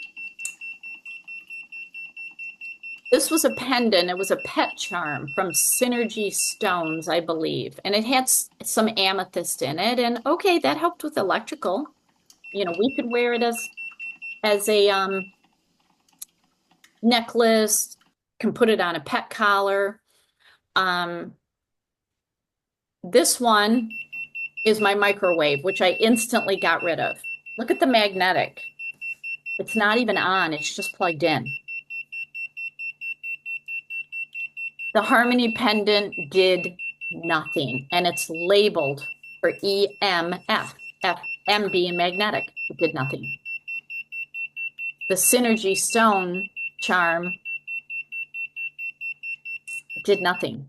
So while they worked on electrical, they didn't work on magnetic. That freaked me out. I had that microwave for like 30 years. I think I got it in like law school. I had it a long time. It was just plugged in and it was giving off that magnetic. I instantly got rid of it. And I've always heard, we hear people in Young Living talking about, got to get rid of the microwave. It changes the molecular structure of food and it's not food anymore. And I'm like, oh, okay, I don't use it that much. I was not afraid for my food. I was just afraid for me walking past it. It was in my kitchen. So that went out the door. So some of these things that you buy, if you have an EMF detector, which you can find them on Amazon, you can find really cheap ones, you can find really expensive ones. I think mine was like 40 bucks on Amazon. Just test it. And if you buy something, just make sure that they have a return policy and then be honest with them. Say, I used an EMF detector and it helped with electrical, but it did nothing for magnetic. So, but I find that the products that don't have crystals in them, it's like, what are you using? And there's nothing on their website. But they say, this has been research tested. Well, give me the research. Tell me what you're doing. Because we know that iron and aluminum absolutely blocks it. Absolutely blocks it. Before I threw out my microwave, I forgot to test the crystals. Oh, I forgot to get a video, but I tested the crystals. I just didn't videotape it. And the black tourmaline and the Numite worked. The shungite was okay, but I found that the iron and the aluminum-based crystals work the best. So that's what I use. So EMF protection is an advanced technique that you can start doing. In hydros, and this is virtually impossible to photograph. It's water bubbles. It's not an air bubble, it's a water bubble. So there's a cavity where when the crystal was growing, water got trapped. And there's a little canal and the water will flow back and forth. And if you tilt it, you can see it. Many crystal sellers know about this and they will take a black Sharpie and they will literally mark on the crystal where it's at. Sometimes the water is clear and sometimes it's black. If the water is black, it's full of carbon. This is ancient water. This is millions and billions of years old, and it got trapped. You may find a lot of anhydrous in celestials because celestials grow near water. So smoky quartz with celestials have a lot of anhydrous. Brandbergs. I'm finding Brandbergs that have the anhydrous in them. These are often double terminated quartz because double terminated grows near water. Okay, it's not growing in a cluster, it's just growing loose and um, free of growing in a cavity or in a matrix. These are great for water energy. Water energy is purifying, it's cleansing, it's flowing. So if you feel like I'm getting too rigid in my beliefs as I age, yeah, work with an anhydro. It loosens you up. It does. It gets things flowing. This gets energy moving if you feel stuck, if you feel frozen in your energy. Um, I saw one of these. I wish I would have gotten it, but I found it in hydro in an agate. Yeah. That would be cool. Oh, Yeah, it was neat. So look for those, but overwhelmingly they are in quartz crystals. All right, let's do one more and then we'll take a quick break. Generators. So generators are where you have the six faces or the six facets at the top, and they come together perfectly in a point. Because if you take your other quartz and look at it, you have the six faces, but they may not perfectly converge in a point. When it is perfectly in a point and it's natural, not polished, you know that the C-axis, which is the spinal column of the crystal that the crystal grows out of, you know that that's the concentration of energy. So that point has the strongest concentration of energy. If it is polished, it could be polished offset from where the natural C-axis is. And this is where all the inclusions are so beneficial because you may be able to look into a quartz and say, but I see the C-axis over here, but it was polished to a point over here. When it is natural formation and you see that perfection, that's called a generator because it generates the highest amount of energy coming out of the point.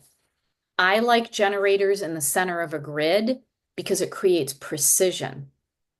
I like to meditate with it because it helps me get precise. So if you struggle with how to reframe your goals, your intentions, to send out, to put into a grid, this gets you clearly focused and gets you into that precision energy. I mean, it is the ultimate for a grid to get a generator. I often have generators in my store. They're not that frequent, but I find them. I find them and I get them. So that's one that I really shop for. I'm sure I have generators in my store right now. I know I have clusters. I know I have Himalayan clusters. Um,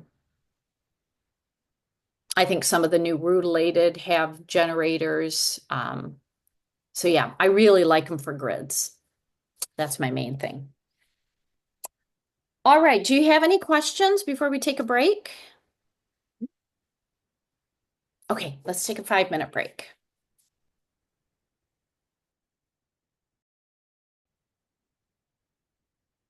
All righty. All right, let's keep moving along. The key etching. This one is fascinating, and I do have a decent number of keys in the store right now. These are found in quartz-based crystals. And what they look like to me is like an amphitheater, where you got the stair steps going down into the ground, bump, bump, bump, like that. That's what it looks like. And, normally it's like a 3-sided. I've seen 6-sided. I've seen 4-sided. But usually it's a 3 or 6 side. So do you see on the screen how that is? And it's not just a hole. You see the edges going down. That is the sign that you're looking for, is the edges. Okay? So do you see that? Stair steps down. mhm. So a key is the key to unlock the parts of yourself that are hidden. So keys are really good for shadow work. Really good for shadow work. It is the key to understanding what is holding you back or who is holding you back. Okay, so it's the key to freedom. And that's literally what every human being wants, is just freedom. Just let me be who I'm supposed to be. Let me be what my soul has me here to do. But if people or situations or institutions are holding you back, this is the key to identify that, to say, oh, no, no, this is not okay.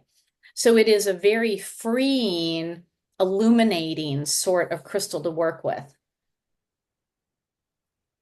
So I like to hold it in my receiving non-dominant hand, and I stick my thumb in the hole. I stick it right in the key. And it really will help you let go of what's holding you back. And it's really good for cord removal. So, oh my gosh, and that was a conversation yesterday with my pet sitter. She was still doing cord cutting. Mhm. And she's been doing cord cutting for 40 some years. And I looked at her and I said, "Why are you cutting cords?" And she said, "Oh, I'm just trying to get rid of this energy, but I can't seem to get rid of it." And I'm like, "Yeah, because you're cutting it. You can't cut, you have to remove." She had never heard of such a thing. Cord cutting is an old energy frequency that is still being widely taught. And it's like, no, you can't. And she actually messaged me. I saw it on the break, and she's like, I did cord removal. She used one of the horn selenites, because I'm like, just use a selenite and just get in and dig and pull it out. And she's like, oh, she's like, I literally heard a suction noise. She's like, I literally heard that coming out. She said, this is the craziest thing. Why aren't people talking about this? And I'm like, I think you're hanging out in the wrong energy crowd, because cord cutting is old news. It doesn't work. This is a cord cutting crystal. So once you identify what is holding you back, you can remove the cord. And I'm going to teach you a technique with a pendulum. Oh, I have to go find a pendulum. All right, when we get to that, I'll go find mine. Okay, do you see the key formation? Okay. All right. Next are the Lemurian seed crystals. So Lemurians can be master lasers or not. Okay, so the crystal that you see on the left, that's a pink Lemurian. That's not a laser because the facets are too big. That's just a normal point formation for a quartz. The one on the right, you see where the facets at the top are really small?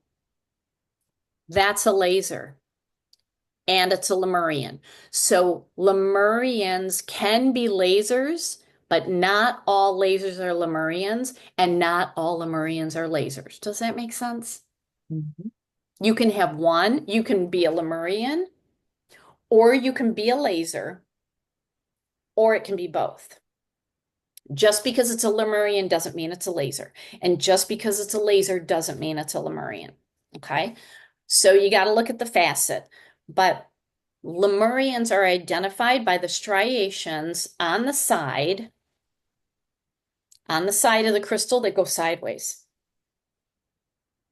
Remember when I talked about danburite and the striations go up and down? That's danburite. Sideways, those are Lemurian etchings.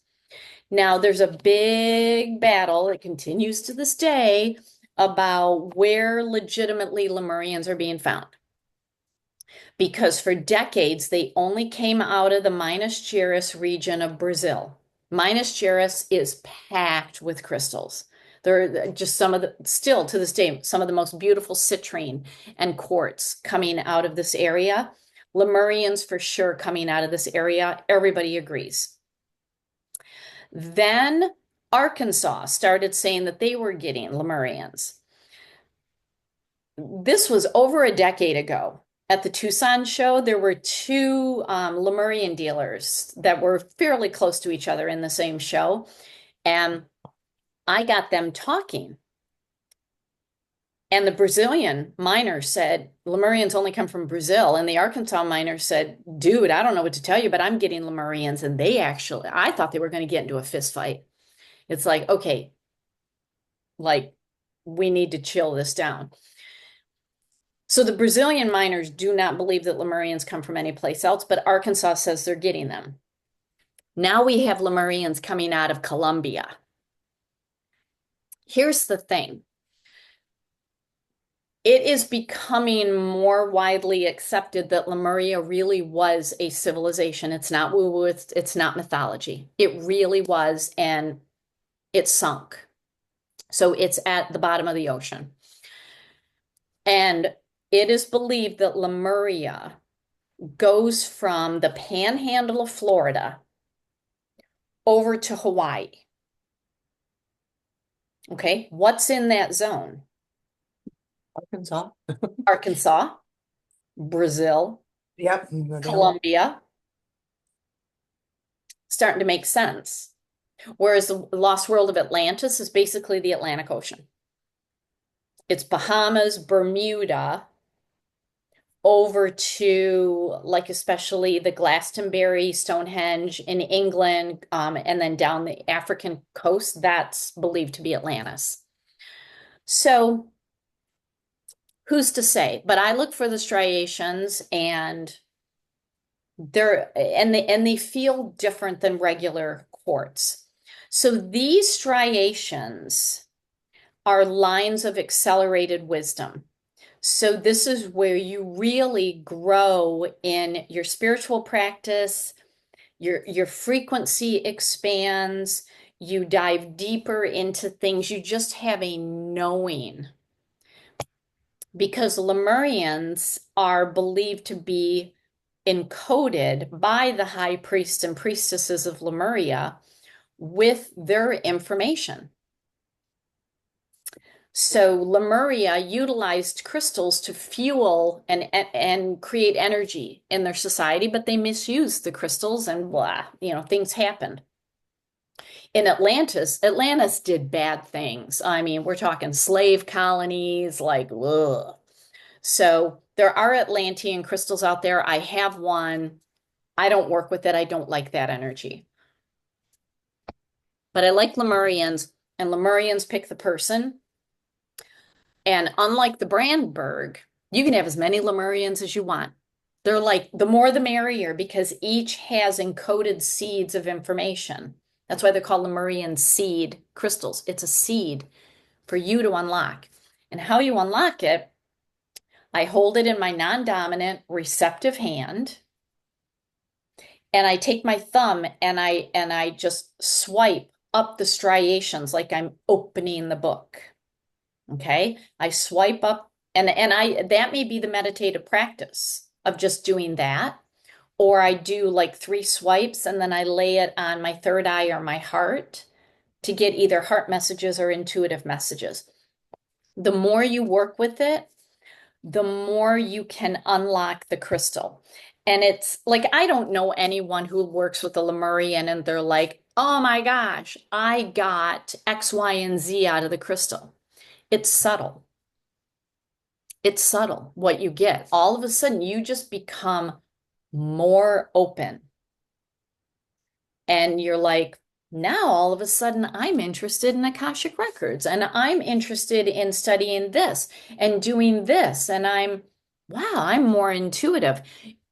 You're never going to pinpoint it back to a particular crystal. You're just not. Because when you are really engaged in a crystal practice, a daily practice, just like you brush your teeth, you take a shower, like this is your energetic self-care. You're never going to be able to say, this crystal. You may have some aha moments, but what they do is they just collectively work together to unlock you, to open you.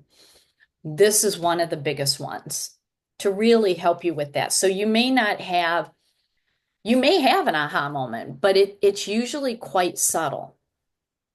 And then you just look back and it's like, wow, I've really changed. I've really grown. I've really transformed over the past 3 months, 3 years, 15 years. That's what these do. It's What a is- very, oh, go ahead. I'm just curious because I have a highly polished Lemurian that has blue needles in it. Does that change up anything in it when you have the blue Are needle? are all 6 sides polished? Pretty much the entire crystal is. So they got rid of the Lemurian information. They did. They Yep. polished it. It's not, yeah. I mean, you can still, I mean, you can, it's going to be a lot harder. I don't want to say that it doesn't have anything embedded in it, but why in the earth would anyone polish off the Lemurian striations? I don't understand that at all. Well, I'm guessing so you can better expose the blue needling in it. Yeah. But Yeah. I have a blue needle, and I can tell you the Lemurian is more important than the blue needle. So, I don't know. I would pendulum test and ask, is there any Lemurian codes left in this crystal? Chances are there are, but then the next question is, am I able to extract it? But that's the thing. How, if it's polished, is it really a Lemurian or did they just say that? Because just because did it come from Brazil? It did. So just because it comes from Brazil, even if it comes from Minas Gerais, it doesn't mean it's a Lemurian. And I mean, she also deals in antiquities and stuff, so she's a pretty reputable Yeah. person. Yeah. Um, so I mean, I do trust that it is, and I mean, it does have the shape and everything because they're a little bit usually uniquely shaped. But I'm just curious once it's polished down like that to expose the needles, if it changes up the energy and the coating. I mean, the energy itself, I mean, it's still a quartz. But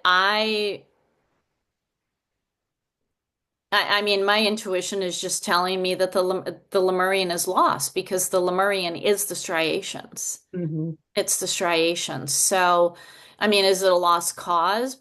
I think you got to ask the crystal and be really objective. Like you have to be willing for the crystal to say, no, I'm not a Lemurian. And that's the thing. Like I have a lot of Brazilian quartz from Minas Gerais that are not Lemurians. They're not. Like they're in their natural formation. There are no striations. So it may it may have been labeled a Lemurian because there are a lot of miners and therefore sellers that think if it comes from Minas Gerais, Brazil, it's automatically a Lemurian, and that is a hard no. Mm-mm. Because I have one that is supposedly the Lemurian with the blue needles, and then I have a smoky that also has got the blue needles in it. Yeah. I think that was like what the Bahia mine or Bahia Yeah. region. Yeah. Yeah. Yeah. So just because it comes from Brazil and that area doesn't mean it's a Lemurian. So with it being polished, there's no way that you'll know. I mean, you can certainly ask, but you need to be able to get into a state where you are not influencing the pendulum with what you want the answer to be. Because there are times where I'm shopping for a crystal and it's like, well, let me ask the pendulum. And in my mind, I'm like, I'm going to make this thing say yes. It's like, I really want this. I'm going to Yeah, make I this want say it. yes. And it's like, well, then just dang it, just get the crystal. Stop playing with the pendulum because we can make the pendulum swing. So I'd be interested in what you get if you test it and like just get really objective and even say to the crystal, it's okay if you're not a Lemurian. It's Well, okay.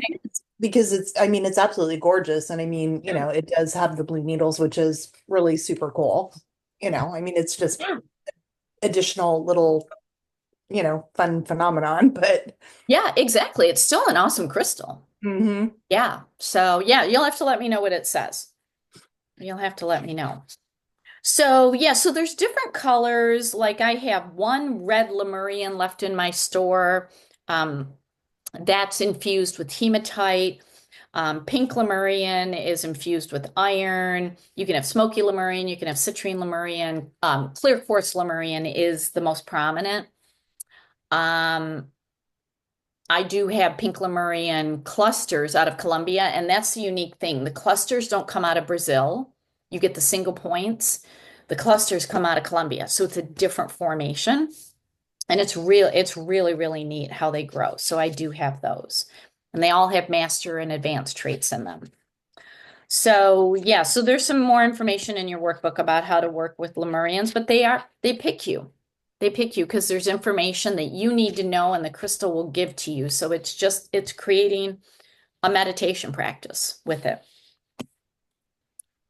All right, manifestation crystals. I'm about ready to take this out of this class because they have disappeared for a decade and I'm still not finding them. But they were abundant a decade, 10 to 15 years ago. I know one dealer who has a couple of really small, overly polished processed pieces that are like the size of a quarter and they're kind of flat. They're not even in their natural six-sided formation. And he's charging $200 for like the size of a quarter. And it's like, nah. So if you see this, certainly grab it. What it is it's a crystal growing within a crystal. It's not the bridge where it grows out or it grows through. It is literally encompassed fully, 100%. Like the crystal birthed a crystal. It's still in its birth. It's like the crystal is pregnant. It's got like a little pregnancy crystal in there. This one has two. So there's one right there, and then there's one down here. And it's called a manifestation crystal because the crystal literally manifested a crystal within itself. So it really helps you get into the manifestation energies. So it gives you the strength and it gives you the clarity to learn how to work with, because we're manifesting all day long.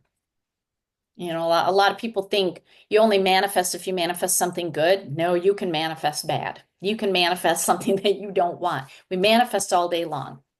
This helps you get clear on how to manifest. I love them in the middle of grids. I literally have two pieces that I got 15 years ago from a shaman in Florida who then retired. He was the only one that had them.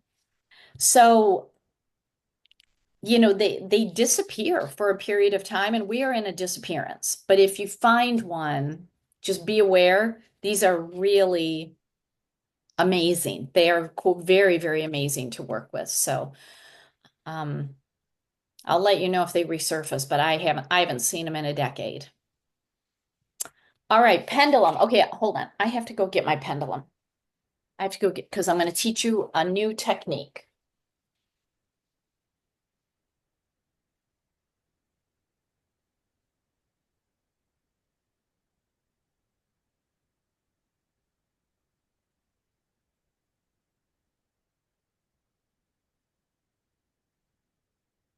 All right, do you have a pendulum?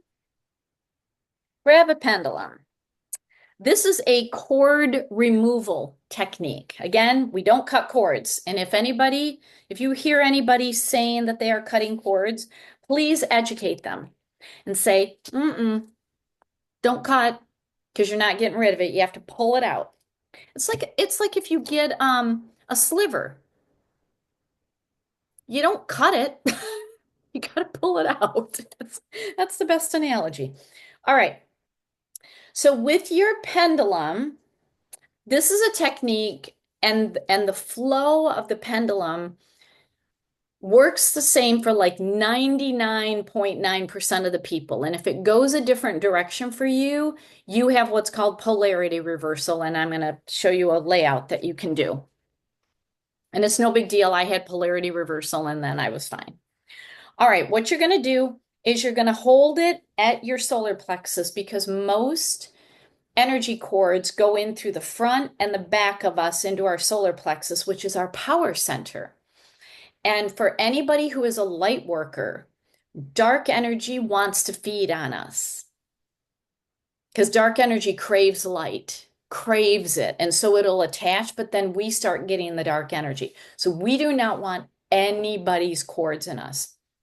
This is a technique to do at the end of the day. If you can do it every day, that's great, but at least once a week, it's energetic cleansing. So hold it in front of your stomach.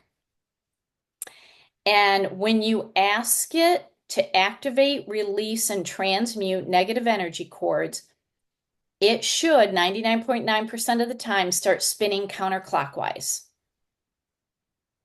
Is it going counterclockwise for you? Ask it to activate, release, and transmute negative energy cords. All right. The first time I did this, it went counterclockwise for about 5 minutes. And I had the number 3,200 go into my mind. And I felt like I was full of these little pinpricks because I think I had 3,200 energy cords being released. You let it go until it naturally stops. So the first time it could be going for many minutes, okay? When it slows down,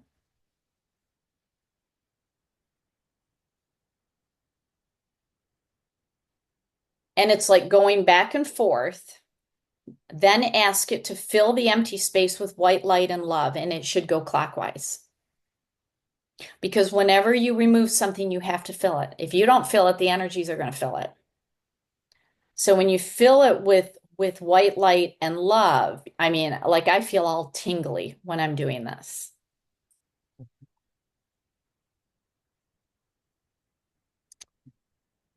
Whenever we are in contact with anyone, human or animal, we're going to get energy cords. We're going to get energy cords. When I was talking with my pet sitter at lunch yesterday, she is helping somebody that she kind of knows who has a business where she does intuitive readings and then stopped doing the readings, didn't refund people's prepaid money, and then notified everybody that she has bone cancer and she's really struggling because she's taking care of her ailing father and she has 4 autistic kids on the spectrum. And so my friend, pet sitter, is helping her. She said, I didn't ask for my money back. She needs the money.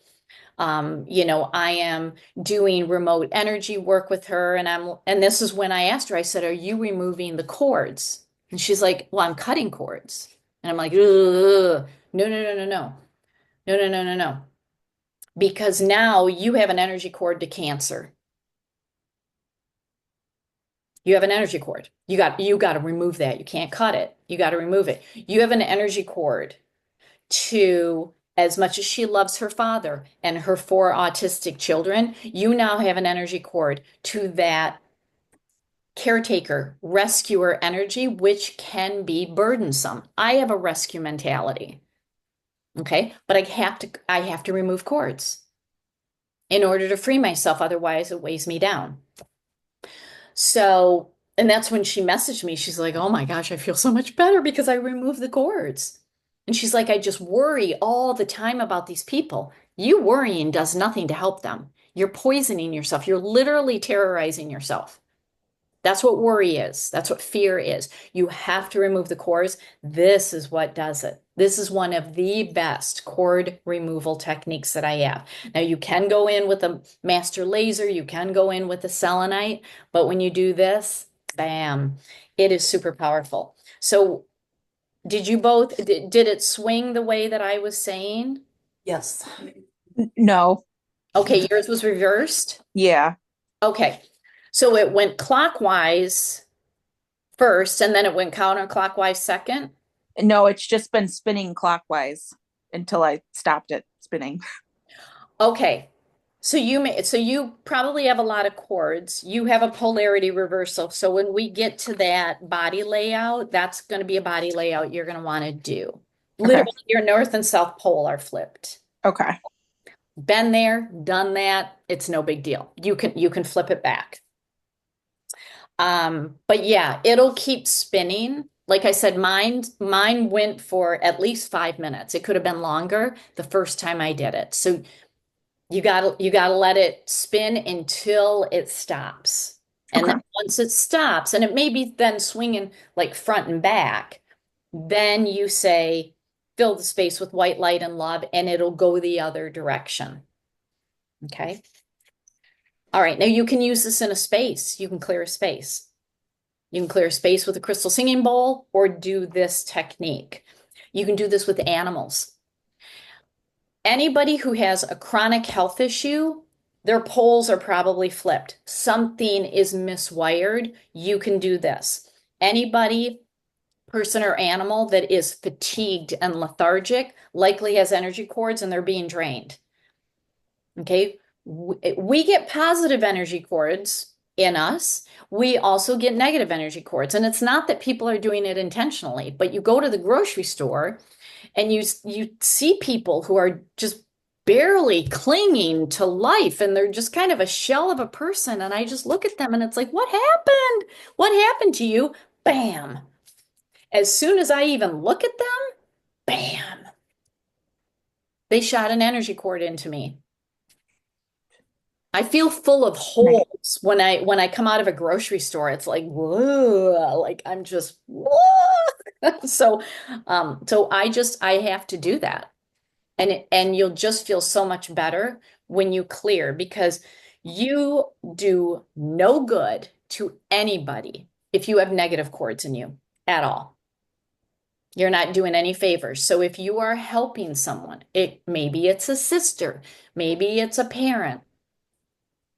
If they unintentionally, subconsciously shoot a negative energy cord into you, you keeping it is martyr energy. But they're my family. Yeah, and they're literally draining you dry. Detach. It doesn't mean that you detach from them, but detach that cord. And you will feel better. You will be stronger. You will be in strength, and you can be of better help. So this is where the rescue energy, which I am so very familiar with, this is the best thing that you can do.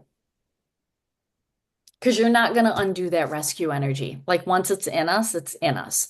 The mother energy, the martyr energy.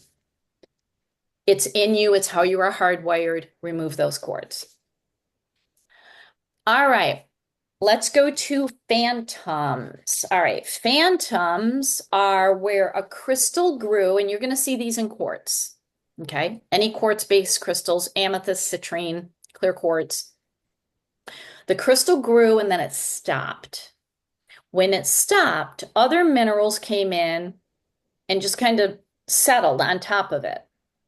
And it could just be, if it's clear quartz, it just could be an added layer of more silica that you can see. Like it's not a color, like on the right is a hematite phantom. So hematite looks kind of reddish, burgundy, a little sparkly. And the hematite came in and just sprinkled and just settled on the quartz. And then the quartz decided to grow again. And it grew on top of it. Sometimes you get one phantom, or on the right, you can see multiple phantoms where it grew and it stopped. It grew and it stopped. It grew and it stopped. What these crystals do is they help you to level up. They help you to push to the next level. So if you feel stuck, gaze into a phantom, like look into it, and that'll take you into meditation. Okay. A phantom also shows you where the C-axis is, where the crystalline lattice originates, because the point internally is the center of the C-axis. So if it's polished, You look at the polished point to see if it is directly over the internal points. Okay, so this is not a crystal growing within a crystal. It's not a manifestation. It's the crystal grew and then minerals came in. And then it just kept growing and then minerals came in. That's what it is. So it's not a crystal within a crystal. It's just showing the layering. Okay, does that make sense how to identify a phantom? Mhm. Okay. So this is your level up crystal to work with. Rainbows are happy. Okay, they help with depression, they help with sadness, they help with being lethargic. When you gaze into a rainbow, I always imagine the Lucky Charms commercial, they're magically delicious, and you got the little leprechaun, and he's like sliding on the rainbow to the pot of gold. That's what a rainbow is. It's like a telephone wire. It's a connection. It's the rainbow to source energy. Source energy is the pot of gold. It's where we came from. It's where we want to connect with. It's what we crave when we're here on Earth. It's like, man, I need that connection. And a rainbow gets you that connection. Okay. So again, you're going to find it in quartz crystals. All right. The crystal that you see on the right, in addition to the rainbow, what else do you see in that crystal?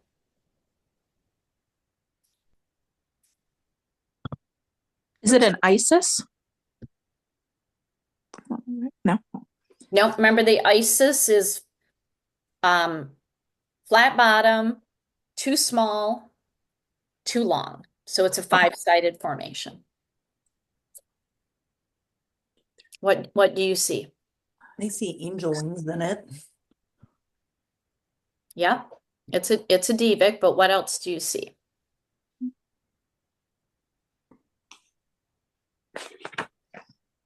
There's a phantom in it. Yep, there's a phantom. Yep. And the main facet that you see, I know you can't see the back, but what's the main facet? Is it a Tao? Well, it could be, Okay. but it's the seven-sided for the channeler. Okay. The channeler. Okay. So crystals can have multiple features. They can have master and advanced. So when I'm shopping for quartz for all of you, I am lasered in on only master and advanced features. I mean, it's pretty rare when I buy a quartz-based crystal that doesn't have either of those. Like I think I have one rutilated that I bought that doesn't have any features, but it's a rutilated and it's getting rare to find. So it's like, I don't care, I'm taking you. I'm taking you because it's not going to be easy to find. But otherwise, you're going to find all these features. All right, record keepers. Okay, record keepers are awesome because they are perfect triangles. They are sacred geometry, indentations, or raised on top of a crystal. These are found on quartz. They're found on Herkimer diamonds, amethyst, on rubies, sapphires, and aquamarines. Now, this is associated with Atlantis. And yeah, Atlantis did some really horrible things to its civilization. Well, heck, our civilization is doing horrible things to us. So it's like, okay, whatever. These are embedded information. So if it is a sunken triangle like you see in the middle and on the right, that is information, just generic information stored in the crystal that you can work on unlocking. If it is raised, like what you see on the left on that ruby, that is personal information for you. So it's kind of like a Lemurian. Okay, so you can start unlocking it. It is a keeper of the records. So we're getting into Akashic records, for you if it's raised, or records of the civilization, the time that the crystal was created, and it's embedded into it. Now, you can't do this on a ruby, a sapphire, or an aquamarine, or really even a Herkimer. But if it is a point and you find the triangles on the facet, a point goes one way, right? If the triangle is, um, raised upright, so you got the base and then you got the point, that is actually going to past information. But if the triangle's upside down, where the base is on top and then it points down, that is actually a key to the future. Okay, so you can tap into that. But what the triangle in sacred geometry symbolizes is the threefold law, or the law of return, that what you put out comes back 3 times. And life comes in threes. Everything comes in threes. Energy works in threes, the whole 369 philosophy that we talked about. Sometimes these are hard to identify. Like the one I have in the middle, this is one of my Nirvana quartz, and I have 36 record keepers on one facet. They're very tiny. How I was able to do that is I took silly putty and I pressed it onto it. And when I pulled the silly putty off, I then was able to identify. You can also use your jeweler's loop. Some of them are big, some of them are very tiny. And you just meditate with it, ask it to reveal its wisdom. What does it have for you? You have to be comfortable with meditation. Yeah, I mean, are you kind of getting the theme here? You have to be able to quiet your mind. It doesn't have to go silent. That's not what meditation is. You're not silent. You just need to be able to quiet it. And when you look into a crystal, literally crystal ball gazing, when you can do that, that's meditation. Because your mind isn't bouncing all over the place. You are laser focused on something. You can focus on your breathing, you can focus on a mantra, or you can focus on a crystal. When your mind is focused, you have gained dominion over it, and your causal chakra and all the other ones will start to activate. So this is one that you can gaze into. And even doing the identification is meditation. So don't be afraid of meditation. People hear the M word and they just instantly are like, I can't do that. Okay, well, if that's what you believe, then you can't do it. So I have a question. So I know what record keepers look like, the little triangles. So what is the difference between those and then like the strawberries? I don't know what you mean by strawberries. I have a piece, it's a citrine, and instead of being like little triangles, they call them little strawberries. I've never heard of that. I don't know. What is the formation? It's a tantric twin. How a tantric twin is just a double point. So is it two Right. record keepers side by side? And then it's like the way the record keepers are, it's like they look like little strawberries down the side. And it's supposedly Lemurian citrine. Hmm. I have literally never heard of that. Are you able to get a close-up picture of it Mhm. to send to me? I can. It's called they're calling it Pele's Dream citrine, which I guess it's also known as black citrine. Black citrine? There Or is no not such. citrine, black Lemurian. Sorry. Oh, black Lemurian. Okay, because there Yeah, is no such thing as black citrine. yeah, I meant black Lemurian. Sorry. Black Lemurian. Um, I have never heard of the strawberry feature. So yeah, I'd love to see it. I'd love to see it. And I can actually go to my Brazilian miner and ask him about that. Because he knows all this stuff. So yeah, I'd love to look into that. I'd love to see it. I've never seen it. I mean, I've seen record keepers side by side. And I mean, they're just record keepers. I don't think when they're clustered together, They're just record keepers. It's just information, and it's more information. It's not one bit of information. Instead of being a page in a book, it's more like a book chapter.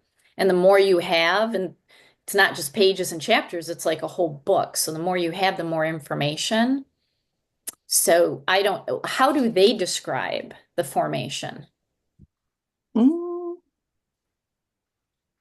I'll have to look that up and see what it says again here. Let's see. Hmm. I will send you right now. Because No. to me, this is feeling like a little made up Well, thing. that's why I was curious about it. Yeah, I mean strawberry. I mean, you know how Okay, I feel I about just fruit I names. just sent you a Okay.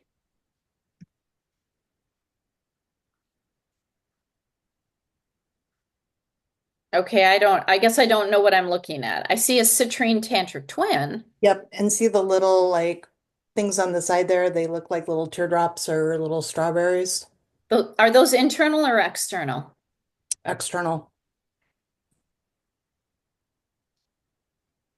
Those are not record keepers. No, I know they're not, but They're not. that's what they're calling them strawberries. And I'm like, I'd never heard of that being called that before, so I didn't even know what that means. Those are external. Hmm. They look internal, They, but I'm just looking at a picture. I mean, obviously you have the crystal you there. can you can feel them. It almost looks like air bubbles, but it's external. I mean, it just could be scratching. Yeah. I mean, But crystals go through a lot when they grow. I mean, they're bumping and jiving with all the other crystals. apparently it's a common trait for this, whatever this vein is that they're pulling out right now, that a Interesting. lot of them have it. All right. What'd you call it?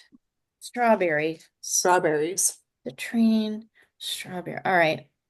I'm gonna reach out. Okay. And where do you know where it's from? I do. Give me half a second and I'll tell you. Yeah, I'll do some digging because there's always new stuff being surfaced. And I mean, that's the beauty about crystals. You know, Mother Earth is always bubbling up new stuff. And you never know it all with crystals. It's like just when I learned something new every single day about crystals. It's like, huh, look at that. I learned good, legit stuff, and then I learned stuff that's crap. So I'm always researching. The Goiás, Brazil, Goiás. Okay. Interesting. All right. I will ask my guy. I'll see if I can reach him. He could be mining, so I'll see if I can reach him. Very interesting. Thank you. Yeah, they're calling it Pele's Dream Lemurian Citrine, How do you or spell that? like Pele, Pele, Pele apostrophe S. Haley's Dream, Lemurian Citrine. Citron. The name is already flat, waving red flags at me. Hmm. Well, I mean, I think it's obviously just Yeah. black. Okay. All right. Let me do some Supposedly digging. supposedly good for shadow work and trauma healing. Okay. All right. I will look into that. Thank you for bringing that up. Still incredibly pretty, one way or the other. It's Yeah. really, Oh yeah. I mean, there's so many features that like they may not be defined, or they may be defined for somebody and that's their definition, but like you got to figure out what it means to you. That's the thing that I like about crystals. I can give you kind of the collective wisdom as well as what I'm getting, but what you get, that's what's most important. That's what's most important. Okay. Because it's how the crystal is speaking to you. Because you have your vibration, the crystal has the vibration that connected with you, and it's that you're creating your own frequency. And that's why I like to tell people don't rely on the crystal books. It's giving you some generic information, but that's not relevant to you. right. So if you get something out of this Paley's Dream Lemurian Citrine, that's you. That's for you. That's awesome. Yeah, it's Crystalina that Goiás, Brazil is what it says. Okay. And it says it's a rarely, or God, I can't talk this morning, I'm sorry, a fairly recent find. Okay. All right. And it says metaphysically, there's not a lot on it yet, but Yeah. Yeah. All right. I will dig into it.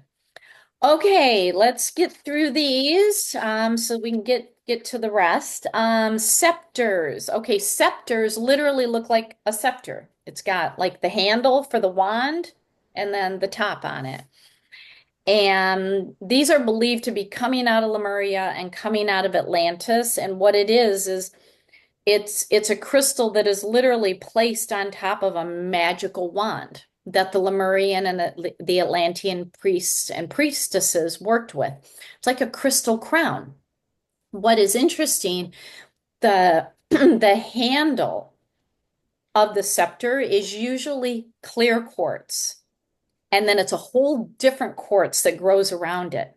And you can see like a definitive difference. So like the one on the left, the handle isn't sticking out that much, but when you look at it, it is definitive. Like we have this quartz, and then you can see where it's an amethyst smoky.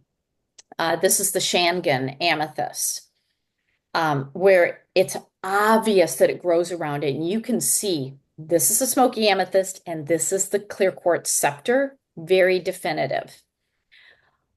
Scepters are you can use it for energetic surgery, but it is like this getting into the quantum field, getting into all the dimensions. It gets you into a very, very different frequency so that you can really tap into what you want to grow and what you want to expand. So again, like all crystals, you have to use it with intention. Why are you using it? Tell the crystal, I want to get into my higher self. I want this information. Like, this is what I'm looking for. Help me tap into this. It's got this phi ratio frequency of expansion energy into it. And I love how they grow.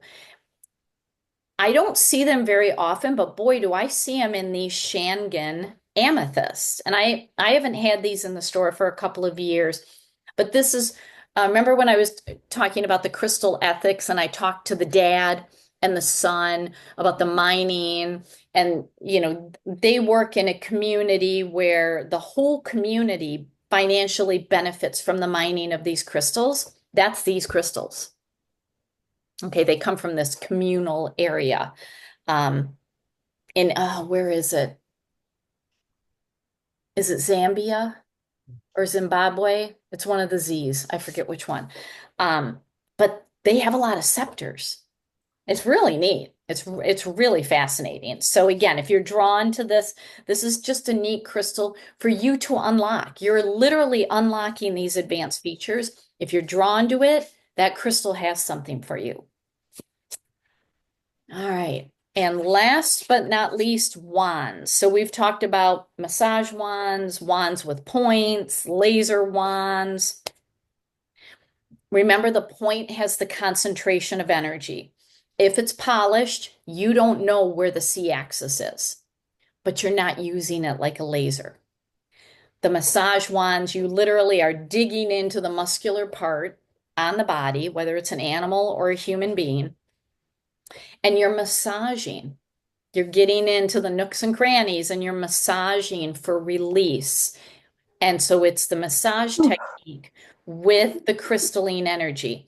Now, there are some states and some areas where you cannot manipulate the skin if you are not licensed as a massage therapist or an acupuncturist. That's how it was in Virginia, where I lived. They're like, you cannot move the skin.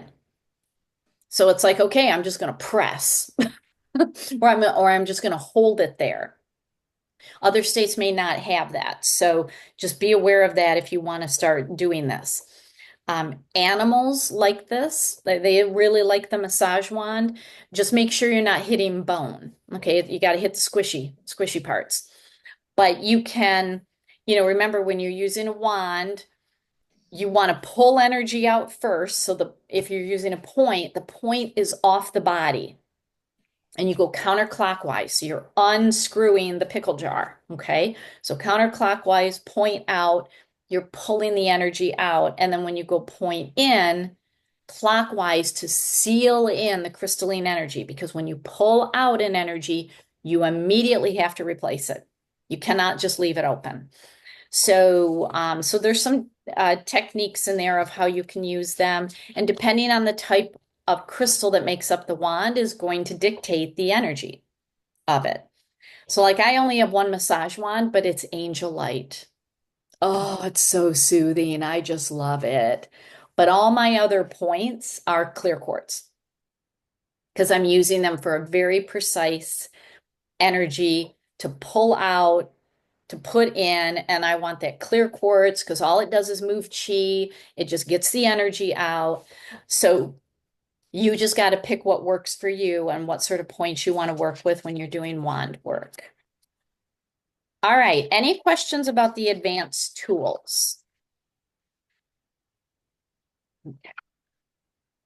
All right, next we're going to go to advanced grids, and I'm going to show you some videos. You will get the links to these because when we talked about the grids in the first class, Vesica Pisces, Metatron's Cube, Infinite Hexagram, I'm going to show you how to activate those. But before I do that, I have put in your workbook the advanced grid process that I go through. There is a method to the madness, okay?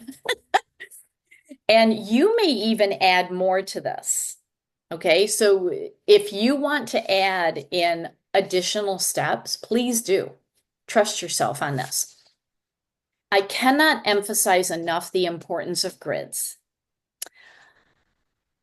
There is a large number of my students who are afraid to make grids, and it's like, what are you afraid of? Like, let me ask you all. Do you all, since you learned about grids in the first class, have you had at least one active grid in your house since that first class? Yes. Why? Why have you had one? Because, well, I'm thinking partially because in my mind I was told it was a good thing to do. And also just because it does bring in energy that it makes the space feel better. And Okay. in my mind, anyway, it's helpful. Have you ever had a negative reaction from a grid? No, Okay. You don't feel like some bad juju got into your house because of a grid? no, Okay. Have you ever had a grid just not work? Like you put it together and it's like, nah, it feels nice, but it's not doing what I want. probably yes. Yeah, I get that all the time. And then I go back to the drawing board. I go back to the drawing board. It's like, okay, I have to get more precise, more clear. Maybe I need a different formation. Maybe I got all the wrong crystals or I have the crystals in the wrong order. So, Melanie, have you created a grid? I have created grids before, yes. Okay. And why did you create grid? I think it was like part of a party or like part of a, I don't think I've ever really truly done one like for myself or by myself. It's always been part of like an event. Oh, okay, interesting. Yeah. Interesting. So the thing with grids, you can never go, you can't create bad energy. First of all, crystals, it's impossible. They're not going to do that. You're not going to screw up anything. It either works or it doesn't. And if it doesn't work, you just have a beautiful conglomeration of crystals that are just oozing out energy and they're all communicating with each other. They may have some confused communication, like, we're really not sure what Allie wants, but we're kind of hanging out together. So we're just going to create an energy field, but it may not be doing what she wants us to do. And that's when I go back to the drawing board. So you cannot do harm with a Well, grid. I overthink it sometimes. because then I'm referring to my, crystal encyclopedia, like, okay, well, this is what I want to do. So now I'm going in and like reading, the specifics on every crystal to see what I want to put together. And then it becomes like an all-day event. Yeah, and it does take a while. It takes me a couple of hours to build every grid. And initially, I think it took me longer, and now I'm a little more efficient. But yeah, you don't want to overthink it. And this is where you just have to go out, look That at it from a intuition bigger, thing again. yeah, you have to get a bird's eye view. If you are building a protective grid, what are the two minerals that are protective? Coat of shining armor. What are your two minerals? Quartz. Mm-mm. Oh, Hmm. grounding. Yeah. Would you want something iron based? Iron and aluminum. Those are your protective crystals. Well, your hematite, your, Yeah. yeah. So right there, you don't need a book at all. It's like, okay, I'm building a protective grid. I need iron and or I need iron and aluminum-based crystals. Then you can go to the workbook, or you Okay, can so go on Google, or you can go through your workbook because you have digital workbooks. You can literally hit the search button. Iron. I use like pyrite Yeah. is kind of my go-to for that. Yeah. And then when you want to raise energy, that's just straight up quartz. Yeah. And then you have all the variations in between. So, the more that you work personally with a crystal, you are never going to forget what it does. When you have a relationship with Angelite, you are never going to forget what it does. When you have a relationship with a master Isis quartz, you are never going to forget what it does. And this is where I find a lot of people love to learn, but they don't create the connection, and then they don't have confidence, which makes them lean on the books. And they're like, but the books are telling me one thing, and it's like, go back to basics. What does iron do? What does aluminum do? Protective. Like you can start building your grids from there. And so it's just looking at your grids from a wider perspective. Trust your intuition first, and that's where you pick up your pendulum, and it's like, okay, I want to create a protective grid. Should I use Angelite? Oh, that instantly was no. No, I'm not going to go to Angelite. Should I use Numite? Yep. Okay, there you go. So you can start doing this because you know the answers. You know the answers. When I love books, I love having them around, but that is for my second opinion to confirm what I've already come up with. Because when we solely give up our power and rely on what other people say, that's not where the learning comes in. Like we need to dig deep and figure it out, and then we can confirm with outside sources, if that makes sense. And the more you start strengthening that muscle, you're not going to have to rely on the crystal books. You're just not. Maybe you go to them because it's like, I need to figure out the Mohs hardness. I forgot what the Mohs hardness is of celestite, or I need to see if there is lead, in this crystal because I want to make water. Okay.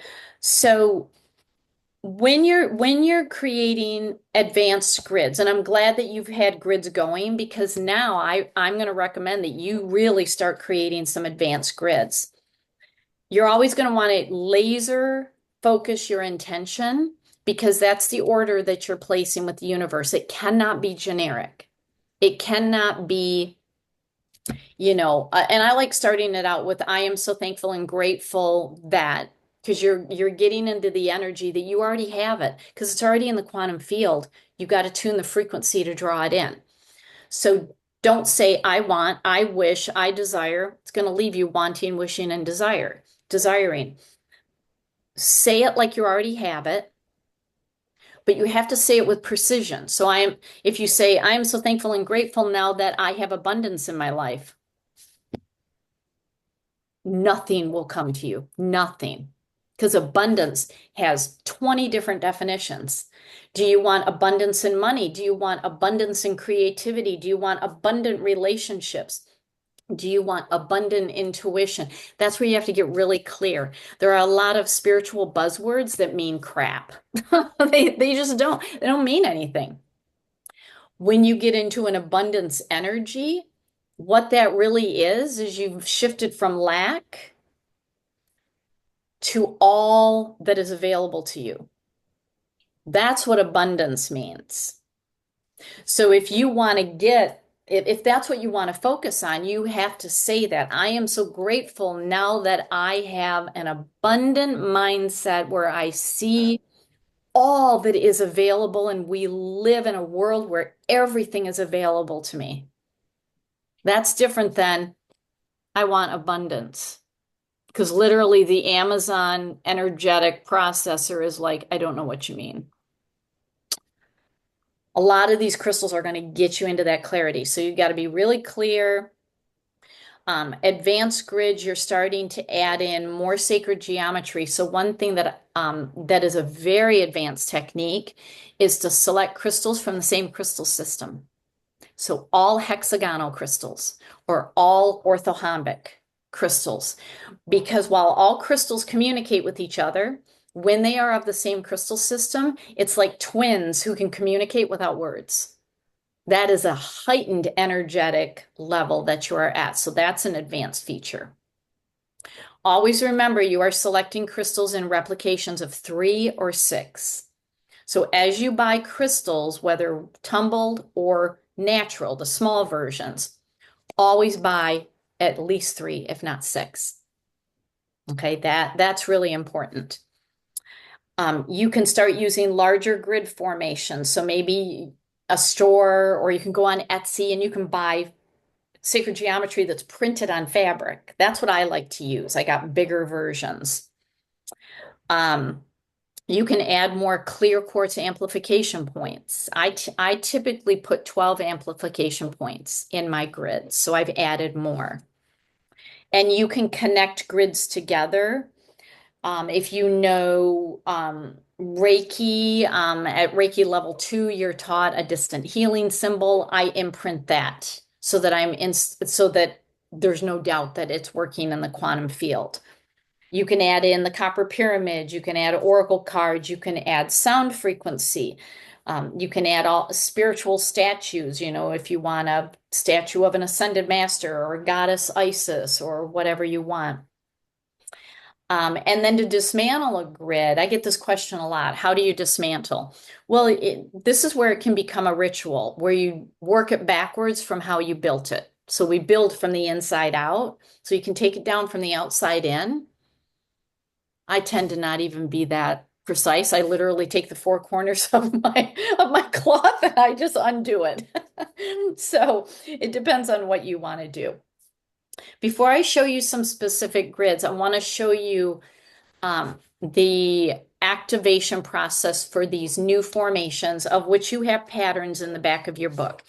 And again, you can just go onto Google and type in Vesica Pisces formation and just print whatever you want, but you have some samples in the back of your workbook. All right, let me show you these. This is the simple Vesica Pisces formation, and it's where the art of grid making can really come into play. Now, like I mentioned in the basic class, using crystals in replicating patterns of 3 draws in a very magical, energetic power. So with this formation, you're going to have your center crystal, and then you notice that there's 3 bands around this. And not only do they make a point on the outside, they make a point on the inside. So it's like a perfect circular formation. So what I've done is I have just 3 base crystals in each arm. Here I've got blue lace agate, I have celestite, and Herkimer diamonds. And then along these bands, I put points. Double terminated points are great. If you do single terminated, you need to blend according to the pattern that they are in. So what I do is I start at the center and I start drawing the first formation, and I even pick this one up, this double terminate, or this tantric twin on the outside, and I'm making this complete circle, and I do it 3 times. So there's 3, and now I'm drawing this one. There's 1, 2, 3, and then 1, 2, 3.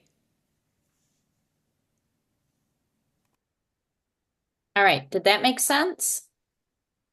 Okay, and like I said, you're going to get these videos. You're going to get a link to them. Okay, here's some more complicated. This is the more complicated Vesica Pisces. It has a combination of triangles and circles in it. And there's a lot of different ways that you can activate, but this is how I do it. So as always, I start with the center crystal because it is the central energy. I am going to activate the triangles first. So I'm going to draw down to 6 o'clock, and then I am going to activate the triangles. So the celestite is connecting even with all of these crystals that I have on the lines that you see there. All right, so that's 3. Now I need to activate that crystal. There's a crystal there. You can't see it, but there's a crystal behind here. And then there's a crystal there. That's in the shape of a diamond. So there's 3. Now I'm going to do this circle.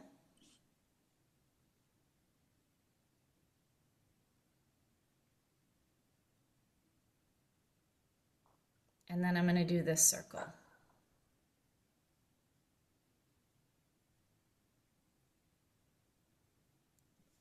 And so in this pattern, you can put crystals on where there's an intersection of lines. You can put the crystals on the lines. And again, remember the direction that you are pointing the crystal is the direction that you draw the energy to activate. And then you can also put the crystals along the circles. And so what I did with these celestite is I put them where there is an intersection of lines.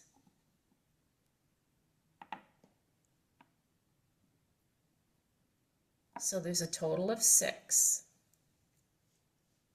And then I put 6 Herkimer diamonds on this circle. I have 6 blue lace agate on the outer ring of that circle. And then I could even do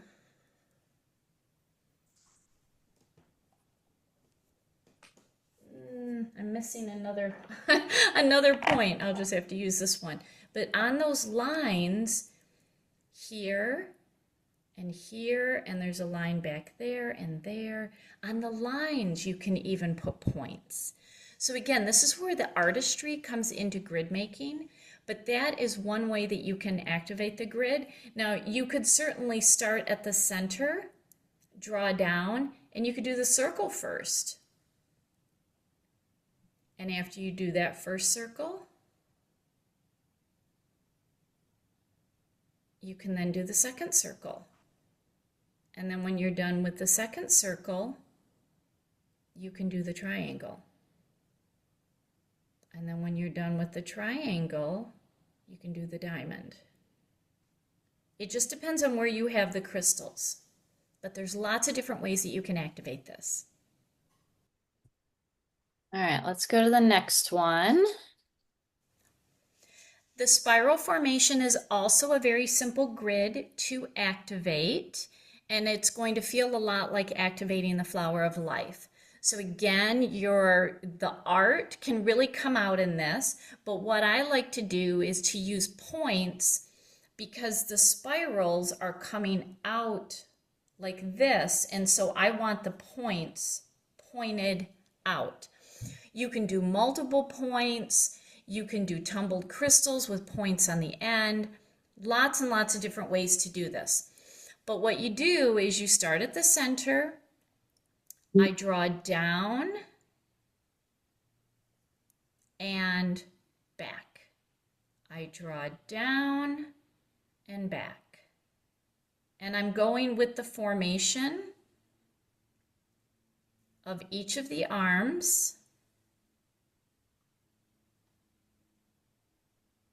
And you're going to go around 3 times.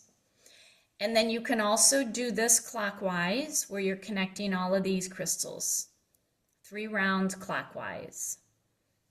And that is an easy way to activate the spiral grid. And I like to put the spiral grid in a window so that these arms are going out the window and into the energies. All right, we got 2 more. Activating the infinite hexagram is like activating the flower of life. Again, a very similar formation to the flower of life where you have a center active crystal, and then there are points in the middle, intersections where you can put the crystals all around this. Now, what is also interesting is you can put crystals along the lines, and if you put the crystals pointed in a clockwise where the arrows are going clockwise, you are drawing in energy. And if you reverse the points, you are undoing an energy.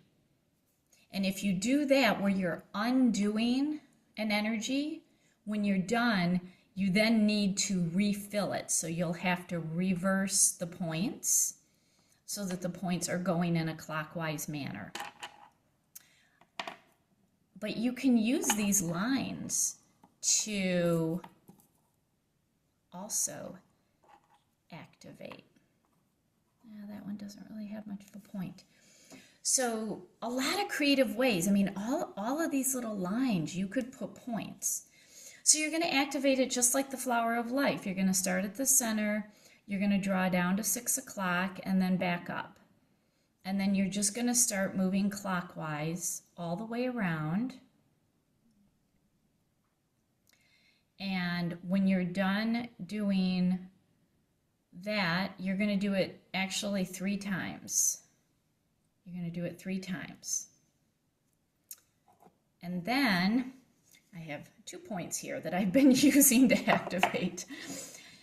Then you go back and you activate the center circles. So again, you go around 3 times of that center circle, and then you go to the next layer, the next round circle of crystals, and you activate those 3 times. And then this is where if you do have crystals on these lines, I mean, they're like ley lines, you're going to go you're going to circle in the direction of the points. So right now, the points are going that way.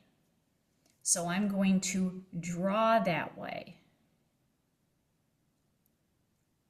And I'm going to circle around.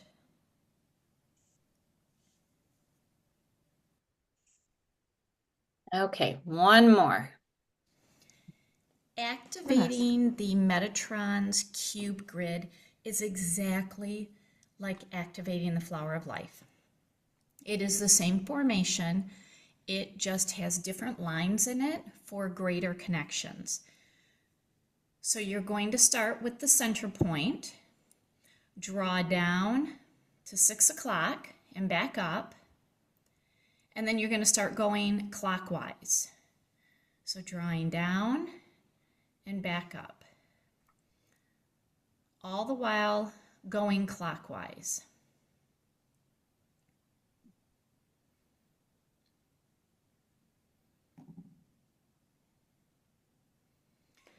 Now remember, you don't want to move any crystals out of the place. Otherwise, you got to start again. All right, so that's one complete circle. So you're going to do that 3 times. Once you're done doing those arms of the grid, you're going to go back to center, go down to 6 o'clock, and you're going to do the first circle. And you're going to go around 3 times. And then when you're done with that circle, you're going to go to the next. And this is picking up the crystal in that circle as well as this and this. So you're picking up all of those. And even though I bumped that one, I didn't move it out of place. Thank goodness. And then when you're done with that, I have double terminated, not double terminated, I have tantric twin points all around the circle or all around Metatron's cube. And so you go around 3 times with that.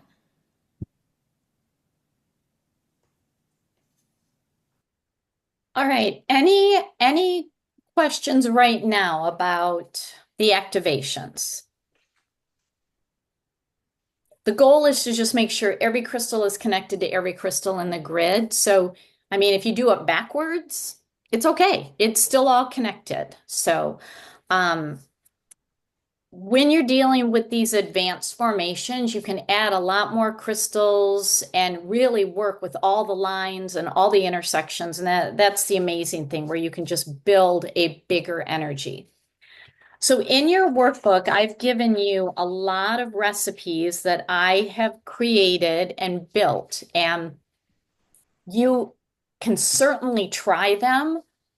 But what I really recommend is take my recipe as a template and work with the crystals that you have, or even switch out the crystals. So like on this one here, let me talk about this one. This is on, all the grids are in alphabetical order. This is the second grid called Attract Your Energetic Tribe.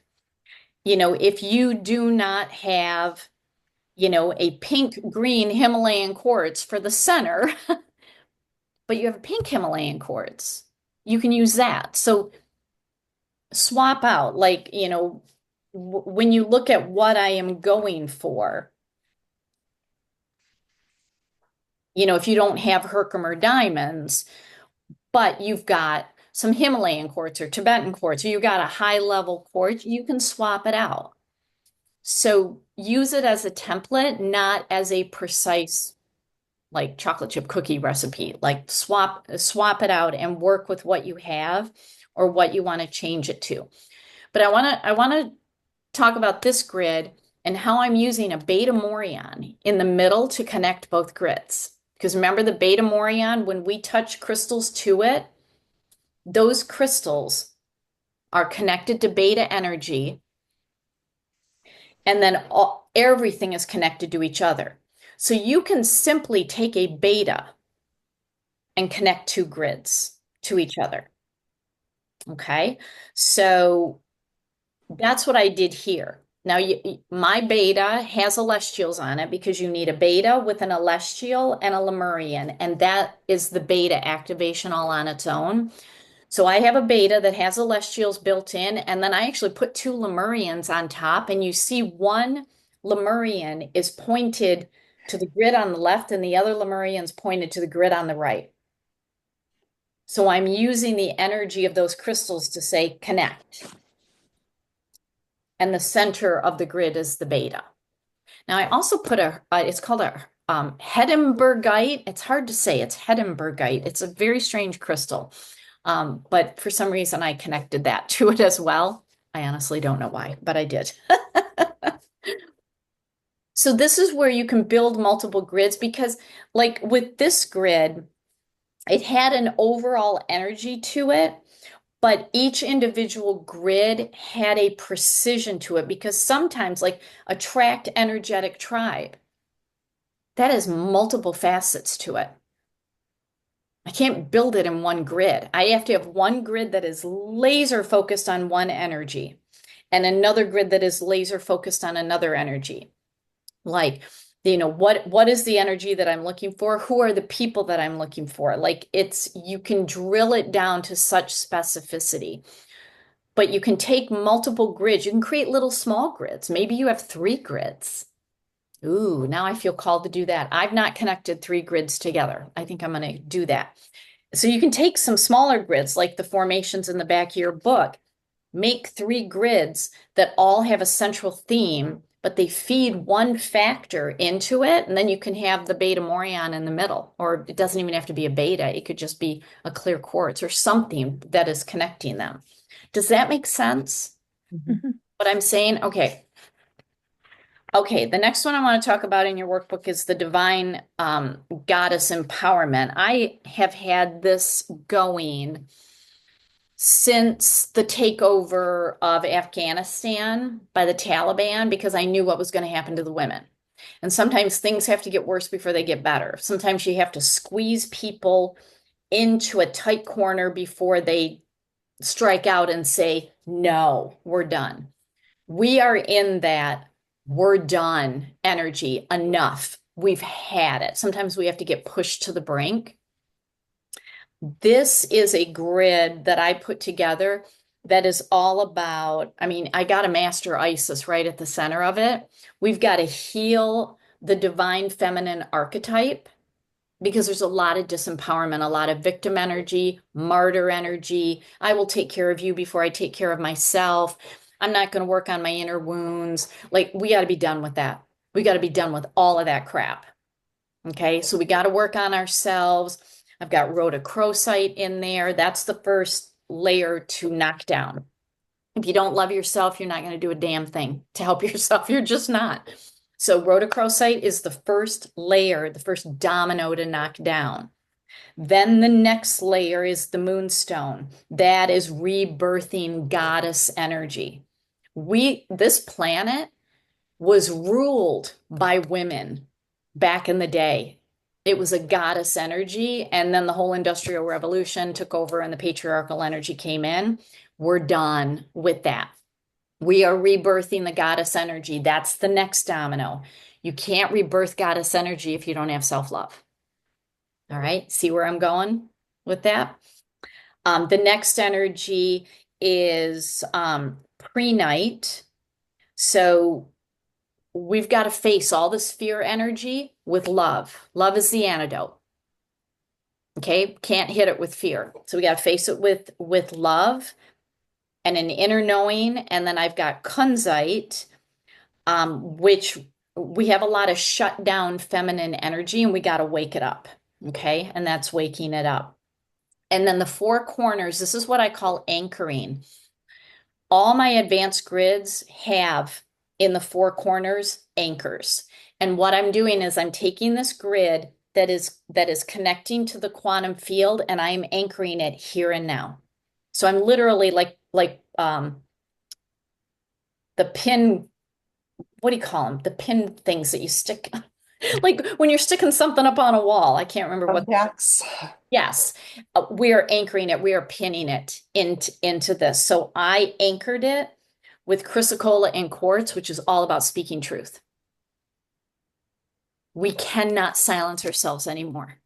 If the control masculine, which does come out of females, if the control masculine doesn't like it, not my problem. You got to work on your inner wounds. If I triggered you, not my problem. That's what chrysocolla and quartz does. You're not my problem. I'm rising. This grid has been going since August of 2021. And I will keep it going because it's really important. But do you see kind of the method of the madness of that's how you have to build a grid. What's the next domino that you're knocking down? But you got to get to the root of the issue. And then anchoring is really an advanced technique that I recommend. This one I built after the passing of my dad 15 months ago, and it is still on my nightstand, and it works. It absolutely works because you don't want to suppress grief. You don't want to just busy yourself through it. You have to deal with all the phases and going back and forth and back and forth and back and forth and back and forth. So this one very powerful. I mean, I got a pink Himalayan in the middle. I've got Moonstone, which is all nurturing because I also lost my mom, so it's got a mother energy. I had a lot of anger with what happened to my dad because the medical industry failed. Absolutely failed. I'm angry at the medical industry. Angelite helps with anger that is coming out of grief. So I've got those two intermingling in the same circle, and then the pink Nirvana quartz, which is, very, very deep heart healing. But the anchors are very personal to me. I've got my Brandberg as an anchor. I've got Black Moonstone, which is a very grounded, nurturing energy. I've got a pink Lemurian, and then Thulite, which I don't have in the store right now, but I have had for several years, and that is the number one grief crystal that I work with. And I also carry a sister version in my pocket at all times. This works. There's extensive grief on our planet right now, and it may not be from the loss of a person or a pet. It's a loss of a lifestyle. It's a loss of income, loss of a job, loss of dreams, everybody has grief, and it's not being dealt with. This is a major, major grid. So again, you don't have to replicate exactly what I did. Look at the method to the madness. Look at, okay, what are the energies that I'm calling in and in what order? And you can switch up the crystals. That's an advanced technique, is to just make it your own. All right, here is another connector grid. It's under Mindset Reset, and I'm using Black Tibetan double terminated to connect the grids. So if you don't have a Beta Morion, you can use double terminated because the energy is going back and forth, back and forth, back and forth. And that's how I connect these two grids. And each of these grids, it has the main theme of I have since took this grid down because it worked. I needed a mindset reset in one aspect of my business. So that was the overall theme, but I had to drill down very specifically what I wanted. So the grid on the left, which is in the infinite hexagram, I needed to remove limiting beliefs about my business. Okay, that's what that grid was doing. And then the grid on the right was after I removed the limiting beliefs, I have to reset my new beliefs. So they're working together. As I eliminate one belief, I instantly have to imprint another. And then I eliminate another belief and I have to instantly imprint. So I couldn't do one without the other. They had to go together. They have to work with each other. Because if you release something, you can't let it sit empty because something's going to fill it immediately. You see how I work these two together? Release and imprint, release and imprint. Double terminateds in between are the connectors. Okay, let's see, what else do I have? Here's the Beta Morion, the vortex grid. So that's written in your workbook about you have a Beta Morion. If it has celestials, there's the second feature. If it doesn't, you have to literally set an celestial to where it's touching it. The third feature is a Lemurian. So my Lemurians, you see, I literally set on top of it. It is connected. Now you can add an additional feature of a Tao crystal. So that big one on the bottom, that is one of my Taos. And it touches it. I can't set it on top. It's too heavy. It's too big, but I set it right up against it. This creates a vortex of energy that what you are focused on, you're going to wrap it and you're going to suck it right into your life like a tornado coming in. Okay, so it helps you get really clear and really focused. And I will reach out and it won't be until next month when I see my dealer, but I'll get a small number of betas in my store and I'll let you know so that you can have first dibs at them. Thank you. Yes. All right, this one, I want to talk about these next two. This is where, and I've always known this, but I never really actually saw it happen. It's not in your workbook. I forgot to put it in. This is, Hurricane Milton was last fall, and it was projected to be a Category 5, making landfall on the Panhandle side, the Gulf side of Florida. It was going to hit Florida as a Category 5. That's not good. That's bad. And I connect with certain creators through TikTok. This is why I love TikTok. I don't get it through Facebook. I don't get it through Instagram. I don't get it through any other social media app. And I really hope they don't ban it again on April 5th. Because there is a community that I've connected with there. And this community came together and in their ways, whether it's Reiki, energy healing, crystals, all the witches were making potions, and like everybody has their skill. Everybody came together with the intention that we were literally going to bust up the eye of the hurricane. We had to blow it up like we were dropping a nuclear bomb in it. So with that intention, okay, we collectively came together as a community. Multiple minds are better than one. I printed out what it looked like as it was approaching. It was about 24 hours out of making landfall. The bands were starting to make landfall. And when we finally consolidated as a community that we had to bust up the eye, that was the goal. We're not going to calm it. We're not going to cool it down. We're blowing it to pieces because you break up the eye, you destroy the hurricane. See how that precision works? So I printed out a picture of it. I went on to weather.com and I got a picture of it and I built my grid over it. And that's what it looked like. So I did have calming crystals. I had blue kyanite. I had angelite in there. I had quartz points that were pointing out. And then I had black tourmaline and numite protecting that whole region. And then I anchored it with rose quartz. And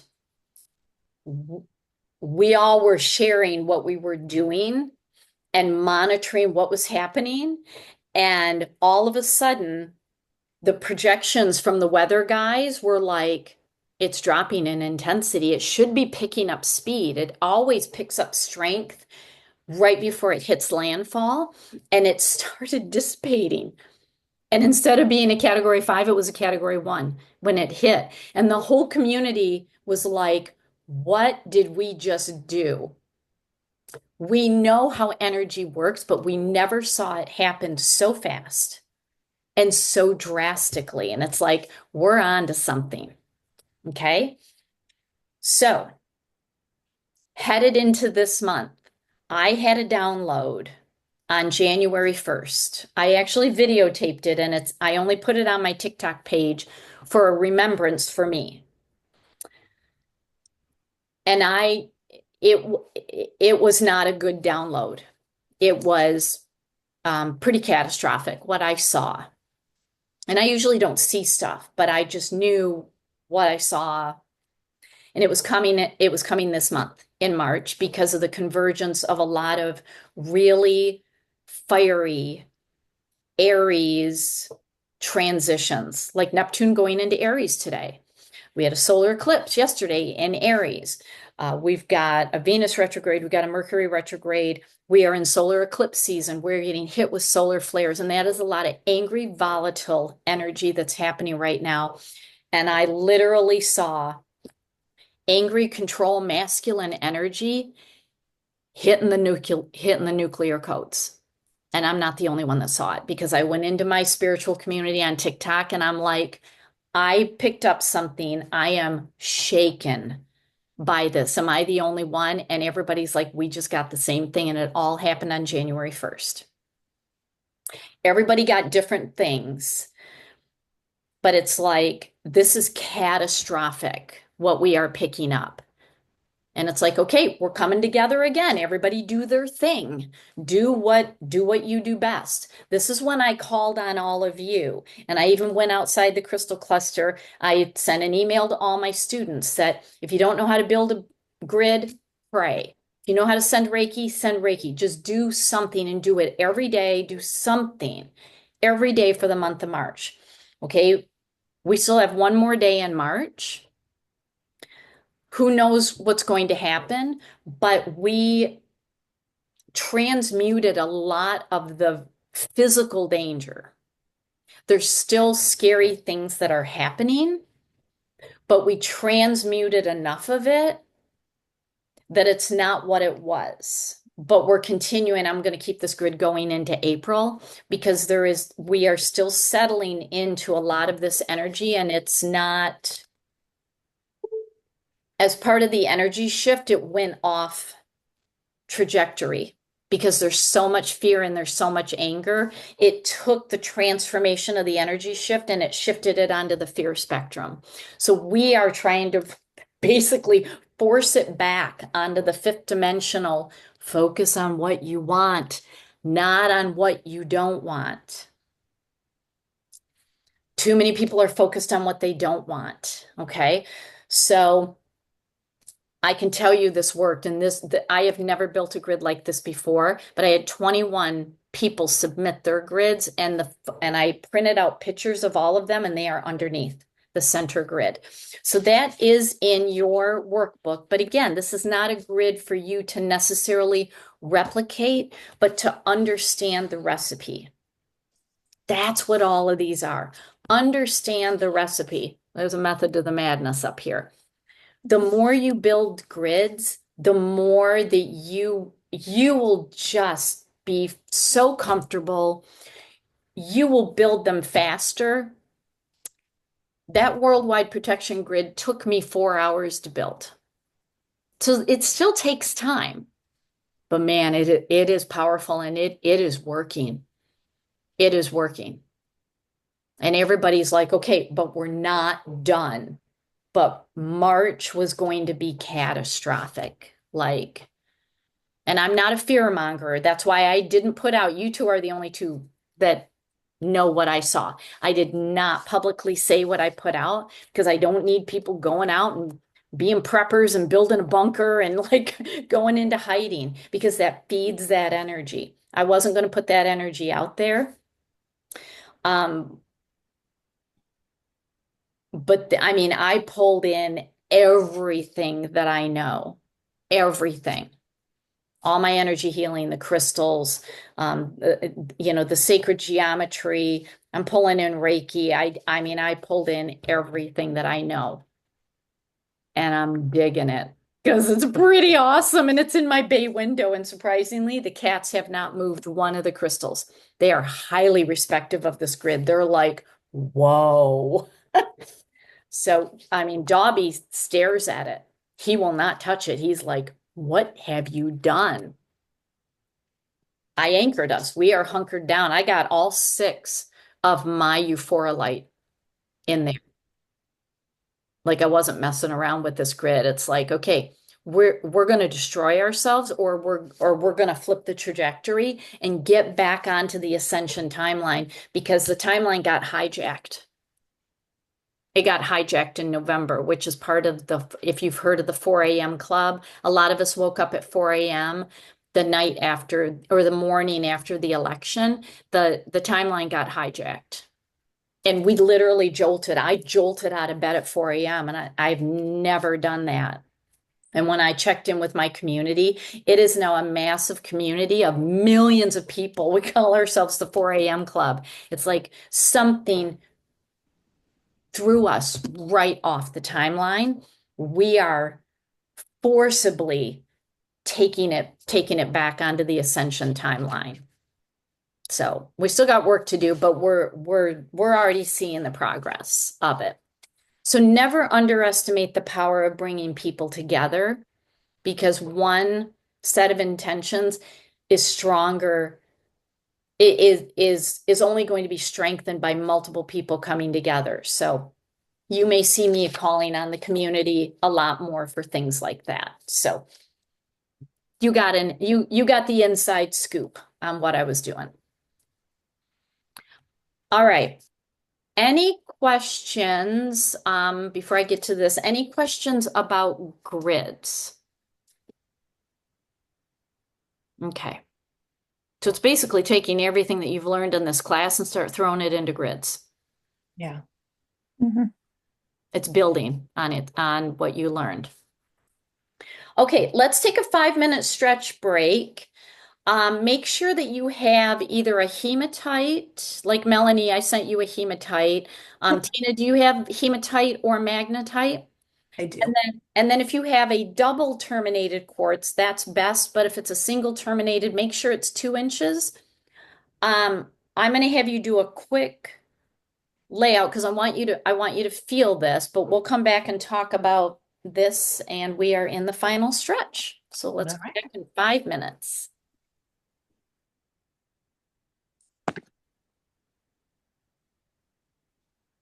All right, this morning I literally added this to the class. So I'm going to turn this into like just a 1-page Word document so that you can print it out and add it to your workbook. I think this is really important. I've never added this to the class before. I've talked about it in some of the really short, like 1-hour classes that I do on oils and crystals. This is really important for you to know. And a lot of this comes from the integrated energy therapy modality that I teach, that people and animals store specific emotions in certain parts of the body.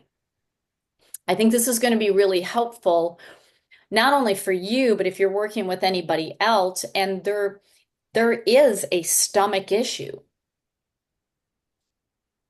You're going to look at, okay, there's powerlessness and stress here. Now you know how to work with it. Okay, this is getting to the root of how emotions create physical problems. And if the emotions are not dealt with, the physical problems can't go away. So, and again, it came out of this lunch I had with my pet sitter yesterday. Like it was all energetic. We were in the 5th dimension the whole time. But like even helping her with her kidney issues, and we were able to trace it back to that barn burning. She's literally been texting me all morning. It's like I probably have like this many text messages because she's having these aha moments. So I'll send you a 1-pager that you can print and put in your workbook, but it's going to greatly help you, and then you're going to know the crystal antidote to work on, because we have to deal with the emotions in order to release the physicality of how they're showing up in the body. Because negative and toxic emotions that are not released will create a physical problem. They just will. And I see it in animals too. They are not immune from this. Okay. All right. Let's talk about body layout. So we've added 5 additional chakras in this class. The photo that you see on the right is the layout minus the body of what the advanced transpersonal chakra layout is. And that particular layout is on page 113 in your workbook. Okay. What I would recommend, I've actually tweaked the certification, just a couple of things that are super, super easy. But one thing that I would recommend is if you don't have these crystals, start gathering them so that you can put yourself in an advanced transpersonal chakra layout. Mhm. Okay. So what you see on the screen is what I do. So you can see I've got quite a few crystals that are in replications of 6. I have a lot of 3s in there as well. But that is listed in your workbook, and how you can add advanced features is not only addressing all 12 of these chakras, but even putting crystals in your energy field. That is a layout that I recommend that you try with whatever crystals you have, whatever you're drawn to use. You can even have them aligned with the 7 primary chakras, but put them 6 or 12 inches off the body on both sides. See how that feels. Because putting crystals in the energy field, you are working on far more than the physical body. Remember, we've got all those different layers, so you can add multiple layers of crystals outside of you, and that is an advanced technique. Okay. So this is kind of a better version. So this is activating the root chakra, and I'm using clear quartz points to really drive the earth's energy of the magnetite and the black tourmaline, drive it right up into the body. So you see how we start using points, Mhm. pulling that energy. If you have double terminated, that's amazing because it's literally going into the earth with one point and then pulling it up with the other point. But if you just have single terminated, that's okay. It's still going to work. From the sacral, up to the heart, I love to actually build grids on the body. So if there is a chakra that is consistently out of balance, you can start to amplify it with clear quartz points. You can add more crystals. You can add different varieties of crystals. So with this, at the sacral, I've got tangerine quartz, and I've amplified it. At the solar plexus, I put a malachite because this was my friend Julie. She had some emotions that were disempowering her, and it's like, we need to purge. That's malachite. We're going to purge, and we got to purge it out of your solar plexus. It's not coming out of your heart. But I softened it by having 6 rhodochrosite so that, because the solar plexus blends up into the heart. And it's like, okay, it's going to purge out of the heart. It's basic, kind of like emotional vomit, not to be gross. I need that malachite softened when it comes out. So I softened it with the rhodochrosite. I also had a pink tourmaline, a rose quartz, and then a kunzite as the final. Okay. So you can start layering like this. This is an advanced technique. And then at the crown, right up against the crown, I have a double terminated quartz. That's the crown chakra. I have the causal. This is a kyanite with a clear quartz on it. And the points are always going up the body.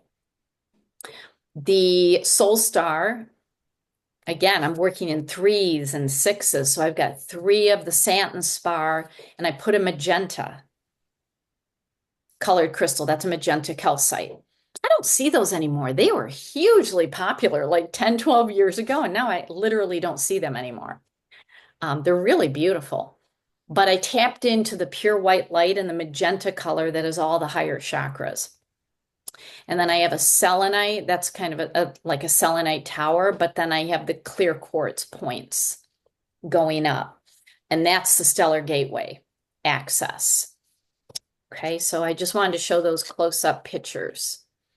If you just have one, one is better than none.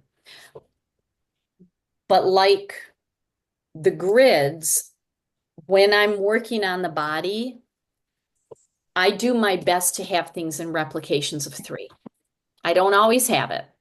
Like with this kyanite, I only had 1. Okay. So just keep that in mind as you're buying some of these basic things. Selenite inexpensive, kyanite's inexpensive, clear quartz, I mean, super inexpensive. You try to buy in replications of 3 or 6.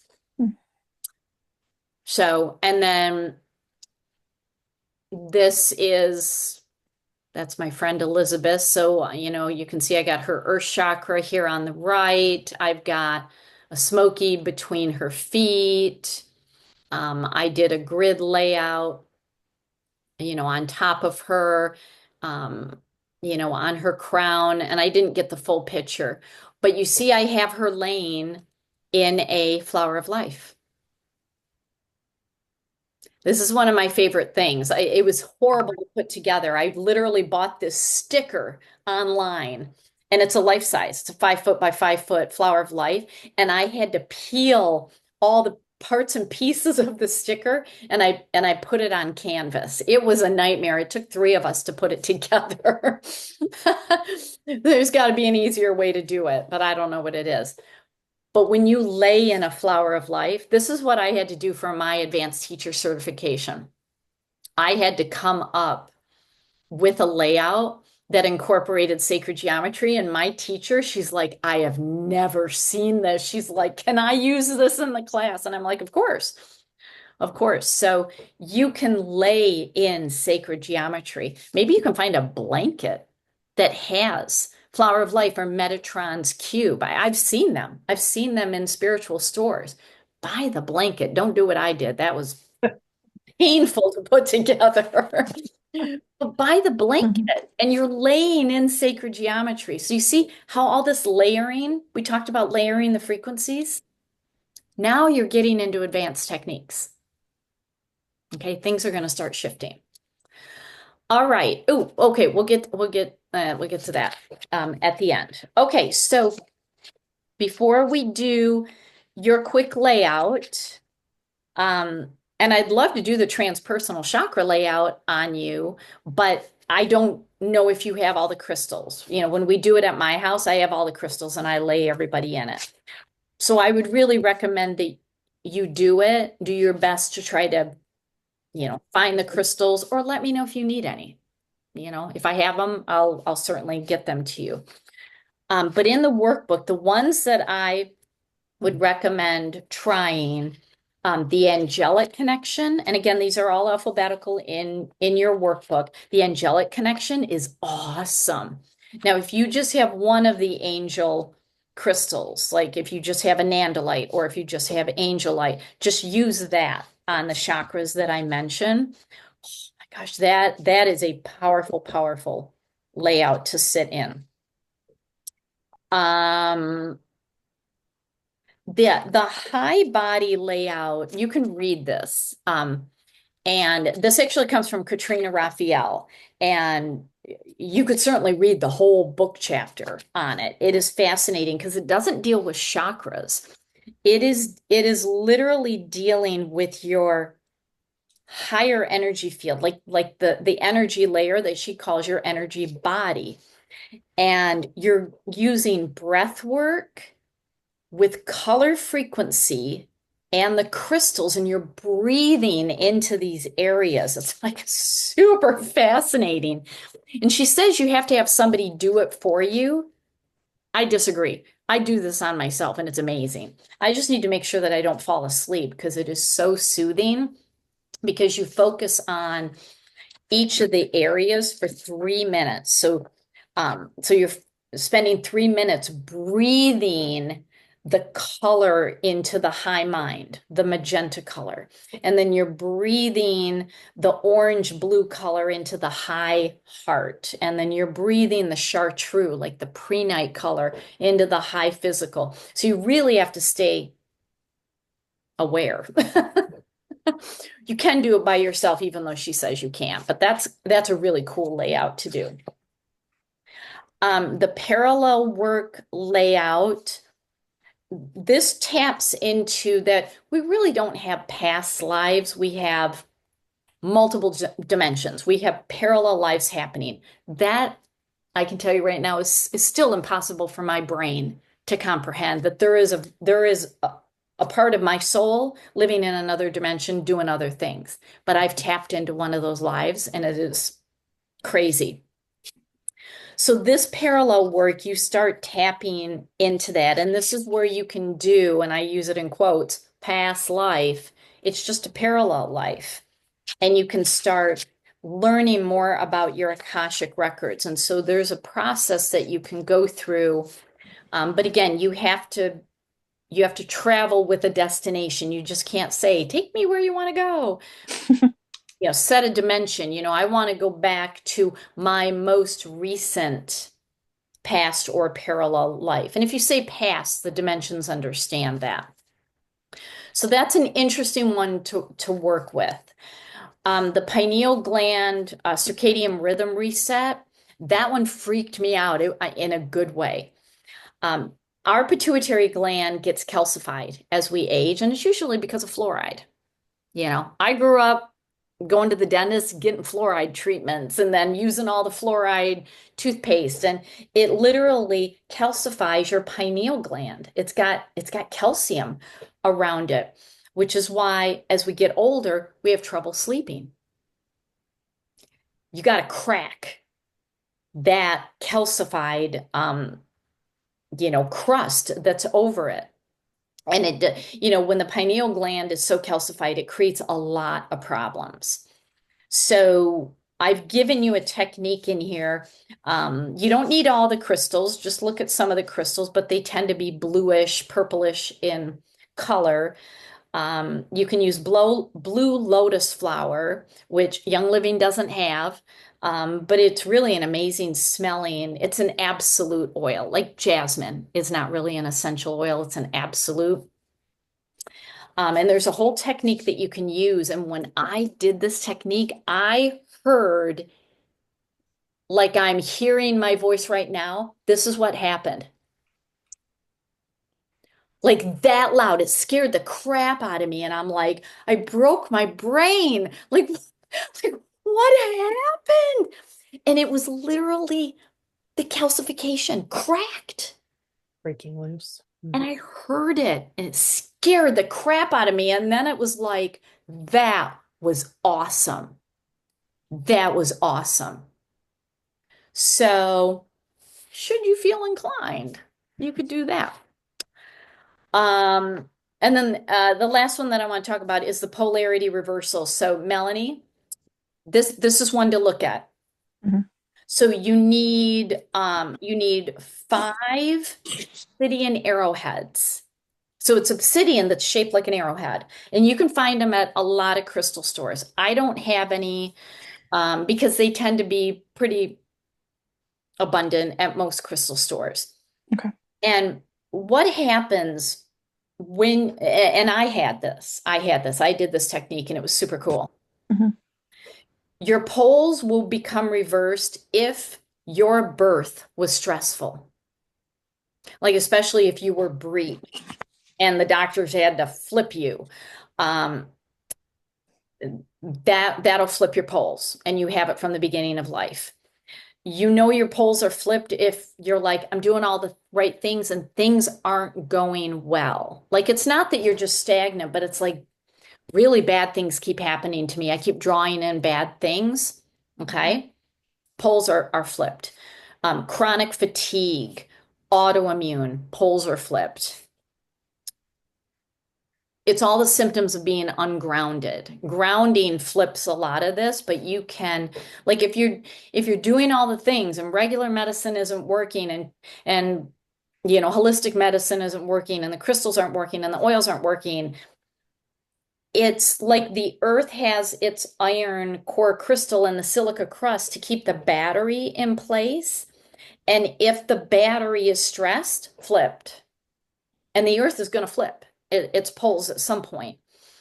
Our poles get flipped. So there's certain things that you can do. I've given you kind of a prescription. You're gonna do the activate your light column, like in the next couple of minutes, but earthing, working with grounding crystals, eating real food, charging the battery is a thing called Tiller's hands, where you take your left hand, you put it at the base of your skull. You take your right hand, you put it at the base of your spine. And like I'm all tingly just doing this. It's called Tiller's hands. That's a thing that you can do. Or you can do this obsidian arrowhead layout. And you know those things that are like at circuses, um, where you're in this like, I don't know, this circular thing, and then they roll you and you like turn and that's what I felt like. I was in it and all of a sudden it's like, woo. I mean, I kind of got a little like motion sickness doing it, but it was awesome. It was fantastic. You only do it for 15 minutes. And, there's the information on where to place the obsidian arrowheads. And unless you have somebody there doing shamanic drumming or rattling, just go onto YouTube, type in shamanic drumming and play it. Okay, so you gotta have that drumming. And then after 15 minutes, come out of it, do the Tiller's hands. You can do this on animals that have chronic health conditions where you're like, I don't know what to do. I've literally exhausted everything and I don't know what's going on. Put them in this. Dogs are easier than cats. Cats are like, I don't think so. But you can do this on animals. So that is a really, really bizarre and amazing layout to do. Okay. All right. Do you have a quiet place where you can lay for just 5 minutes? What I want you to do first is I want you to test. You tested we're not going to do the transpersonal chakras. I want you to test your 7 primary chakras: root, sacral, solar plexus, throat, heart, throat, third eye, crown. And ask, are you balanced? Pay attention to just the ones that are out of balance. That's all I need you to do. So just take a couple of minutes and do that. And then I'm going to have you lay down with your hematite and your quartz. What is a yes? Okay, what is no?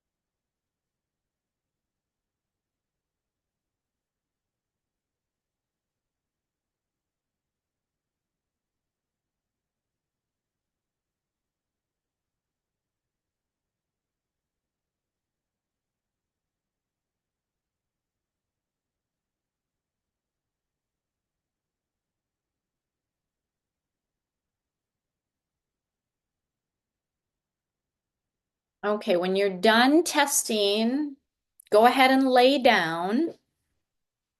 And what you're going to do is you're going to take your hematite or your magnetite and you're going to put it between your feet, but 6 inches below. Okay, so go to the middle of your feet and then 6 inches below that to tap into the earth chakra. And then when you lay down, take your either double terminated and lay it just like a couple inches above your crown. And if it's a single terminated, lay it on the ground so that it's pointed up. It's going away from your body. This is called the light column activation, and it's literally 2 crystals. Okay, so I'm going to have you lay in it for 5 minutes.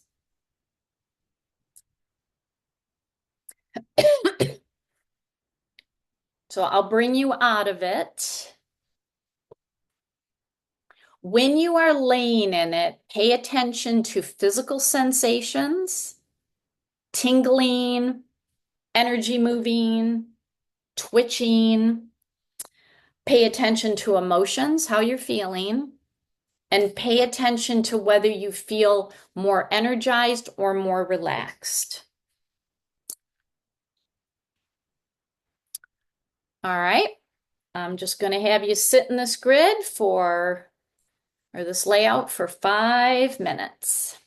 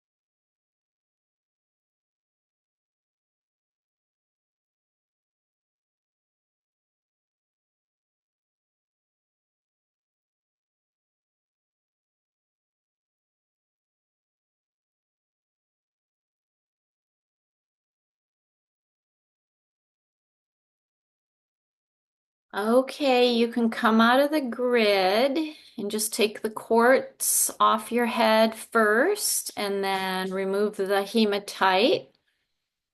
And when you feel ready, just come back and take your time.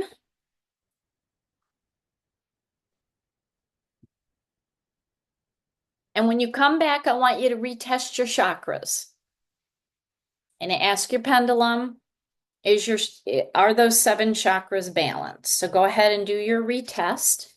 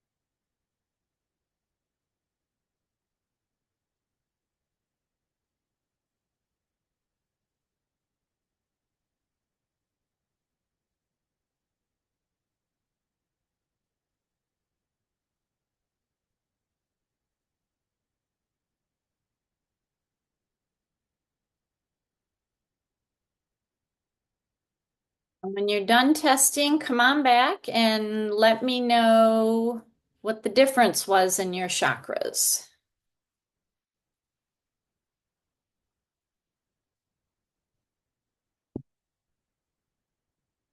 Oh, Tina, you're muted. I muted everybody during the Okay. during the layout. I'm balanced, but I was relatively balanced going in too. So Okay. All right, that's Melanie, for what that. about Mine was my root chakra was unbalanced, and the pendulum said it was better now. okay. So this is the technique of how to instantly balance the 7 primary chakras that we are born with. So it's not the 5 that we just learned about. It's just these basic 7 because it's creating the battery effect that the earth has that keeps the earth balanced, that keeps the earth's electromagnetic field in balance, keeps the earth in orbit. It's the iron core crystal and the silica crust. That's what keeps the earth doing what the earth is doing. So we have iron in us because we have hematite and magnetite in our brain, and we have silica quartz lining our cell membranes. So we are a battery, but when we put the iron, I mean, that's what hematite and magnetite is. It's just iron that is crystallized. And we put that at our earth chakra, and then we put a clear quartz. It's like on a battery that has the plus sign and the negative sign. The plus is the quartz, the negative is the hematite. Zzz, it's instant. I had you lay in it for 5 minutes, but it's instant. If you literally I have like 1 minute and I'm like really frazzled, but I got to get out the door, do this. 2 crystals. That's all you need. So physically, what did you feel? I felt that my my feet got really cold. Um, and then it almost felt like there was like maybe a breeze or something because they were just like they were quite cold. And then a couple minutes in, my dog actually came and laid right next to me. And then she went over and placed her head like right on my heart chakra. So that was really kind of nice. And then she got up and went to go sit on the couch. But she joined me for a couple minutes at least. Well, and I was trying to get a screenshot because before she got your attention, she looked right into the camera. Oh, really? It was adorable. She's like, "Who are you?" Yeah. It was so cute. So yeah, I saw her coming in with that. So yeah, that cold energy, that's interesting. But sometimes when we draw up energy from the earth, it can be cold. Hmm. So, so yeah, but that's good that you felt that. So Tina, what did you feel? I'm just really still and calming, really relaxed. Right. Everybody feels something different. If you need calming, you're going to get calming. If you need energizing, like plugging in a battery and recharging it, you're going to recharge. This is your recharger. Okay. It's super simple. It's easy. You know, when I go on travel, of course, I have my Brandberg with me because she would scream if I left her at home. But I travel with a double terminated and a hematite, and that's it. That's all I travel with because as soon as I get off the plane, it's like, plane travel is not good for the energy body. So when I get to the hotel room, first thing I do is I plug in my diffuser with thieves to get the cooties out of the room, and I lay in a hematite clear quartz, even for just a minute. And it's like, okay, I'm good to go. So that's real simple. Like you can carry it in your purse. And wherever you need it, you got it. Super. You just need a place to lay down so that hopefully you can find a place to lay down. So with these layouts, I mean, you can, unlike the grids, these layouts, if you want to replicate them as is, you can. You can take it as a straight up chocolate chip cookie recipe, and I'm not going to tweak it. You can do that and see how it works for you, or you can tweak the recipe. Okay? You can tweak it. But when you look at it, you'll see, oh, now I know what these reasons are. Now I know why these crystals were selected. So it helps you to create your own recipes. And that's what I love about crystals. You can't screw it up. Just start working and testing things out. I mean, that's how I came up with the light worker layout. And this is literally, I'm just putting Herkimer diamonds on my chakras. That's it. That's all the layout. Oh my gosh, does that feel awesome? You know, and then I put a magnetite at my earth chakra. It's how I came up with the angelic connection. It's like, I wonder what it feels like to just take all of my angel crystals and lay them on my body or put them in my energy field. That felt awesome. I'm going to add it to this class. Okay, so feel free to just tweak and do what you want. All right, do you have any questions about advanced layouts? Mm-mm. All right, last thing, and I'm not going to go through this extensively because it's in your workbook, it's all written out, but just kind of the ethics and the boundaries if you want to add crystals to your business, you want to create a crystal business, you want to start doing layouts for other people. I say to everybody, if you are doing energy work, you have to abide by the energy laws. So, you know, in the Sacred Shift, each month I go through an energy law. We have to abide by them. Just like we abide by the laws of the United States and we're not breaking into a 7-Eleven to steal a Slurpee, we have to abide by energy laws. But you probably could and get away with it now. So But you probably could. But with energy laws are yeah. unforgiving, unrelenting. It's like you either follow them or you're gonna feel it. One of the energy laws that I see violated over and over again in energy work is, well, let me just send you some energy to feel better. It's a one way. Let me just do this. Let me just send this to you. I see people asking for it in these Reiki Facebook pages. You know, would you please send Reiki to my cat? That is a one-way energy that is doomed to fail. Doomed to fail. Energy goes back and forth. What you give is what you receive. You have to have a give and take, give and take, give and take. If it is all give, give, give, give, you are literally cutting off your abundance. You're telling the universe, I don't need anything. So all of these grids I'm making and all of these meditations where I'm asking for things, I'm just kidding because I'm literally giving away the farm. And this is what I see in energy work. And it's why most energy businesses fail. Because people working with energy are like, but I'm meant to give. But you also have to receive. So you have to charge. You have to charge. Otherwise, that energy that you're sending does nothing. Now, when you're building a grid for like to bust up Hurricane Milton or to protect the universe, obviously I'm not charging. There's nothing to charge. But I get an energy return off of that grid. Okay, there has to be a give and take, give and take. That's how energy works. Okay, so that's the first thing that I really like to say about, um, doing any sort of business that involves energy work. You have to. If you feel bad about that, you got to work on a money block. You have to work on a money block. We need more people doing healing work.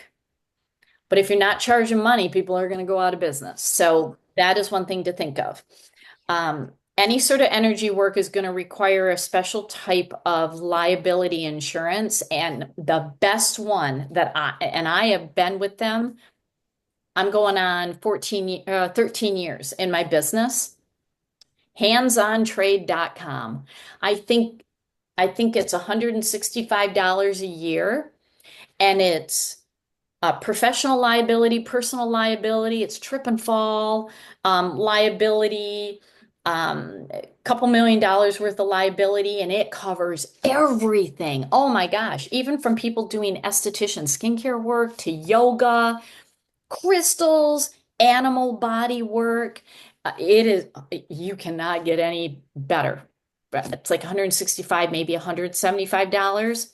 I have a lot of friends in insurance and they quote me like $1,200 a year for insurance. And I'm like, I think I'm going to pay my $165 and be fine.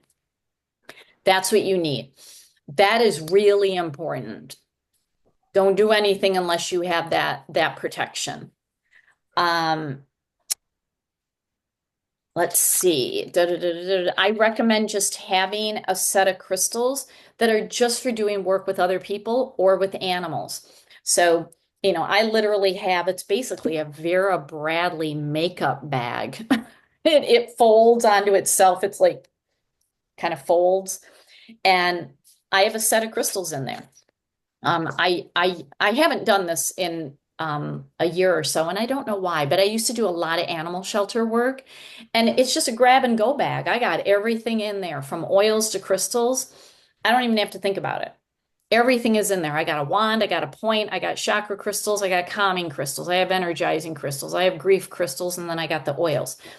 So I have a set that I work with other people, and then I have my crystals that are just for me. Okay, so that's just something to think about, just some basic crystals. And then I put a description in here. Like Tina, you're already certified. Melanie, I'm going to talk about certification in a minute. Just how you can describe it, because people may be like, "You're what? Certified crystal healer?" Well, yeah. Like I'm trained in energetic frequency. I'm trained in the science. I was trained in a reasonable, logical, rational manner in this. So you can take this language, you can tweak it however you want to advertise yourself. Um, so anyway, so that's in there. And just like with essential oils, we do not diagnose, treat, or cure or prevent any disease with crystals. How I use it is just like how I use oils. I want to get ahead of the problem. Let's start working on frequency alignment now. And let's just be proactive. And that's the whole thing. Traditional medicine is coming at it after the fact, trying to fix whatever it is. We want to get ahead of the issue and get to the root of it, to rewind the energy. So that's why we're not diagnosing, we're not treating, curing, or preventing disease. We are proactive in wellness and well-being for animals and people. And we're getting ahead of a problem because we know this energy layer. Energy comes from the outside in, and we're going to have an emotional issue before we ever feel it physically. And as soon as we feel it physically, it's going to take longer to back out. So we want to deal with it out here. Okay. All right. I'm going to go into the certification process for Melanie. Tina, you are welcome to stay on because you've already done it. This is a retake for you. Or you can sign off if you want. But before I just want to ask at this point, before I go into the certification process, do you have any questions that we just haven't covered at this point? I don't think so. No, I don't. All right. Covered a lot of ground. So Tina, did you get what you wanted by retaking this? Very much so.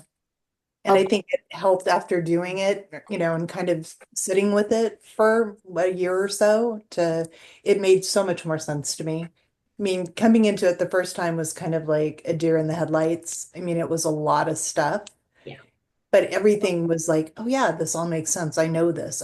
It's like I do know this, even though I was doubting that I knew it. So, but I Yeah. mean, you still pick up more every time you go through it. I mean, there were a lot of things that were more clear or kind of an aha, yeah, that makes sense. Yeah. I do think it was hugely beneficial to do it a second time. Okay, good. And that's why I now offer a retake, because you're going to pick up more. And now I do the recordings. I've only been recording for 18 months. That was never an option before. So you're going to get 4 recordings. So I'll send you an email that has the links. You can always go back and look. Plus, you got an updated workbook. And I even added to the workbook just today. This workbook just continues to grow. It's frankly getting ridiculous. I just have to stop. Like I need to take stuff out. I did take out 2 crystals, but then I added 4. It's like, Allie, that's the wrong energy. Like if you take out 2, you can add 2, or maybe you can just take out 2. So anyway, that's my issue. I just keep adding. Less isn't always more. Sometimes more is more.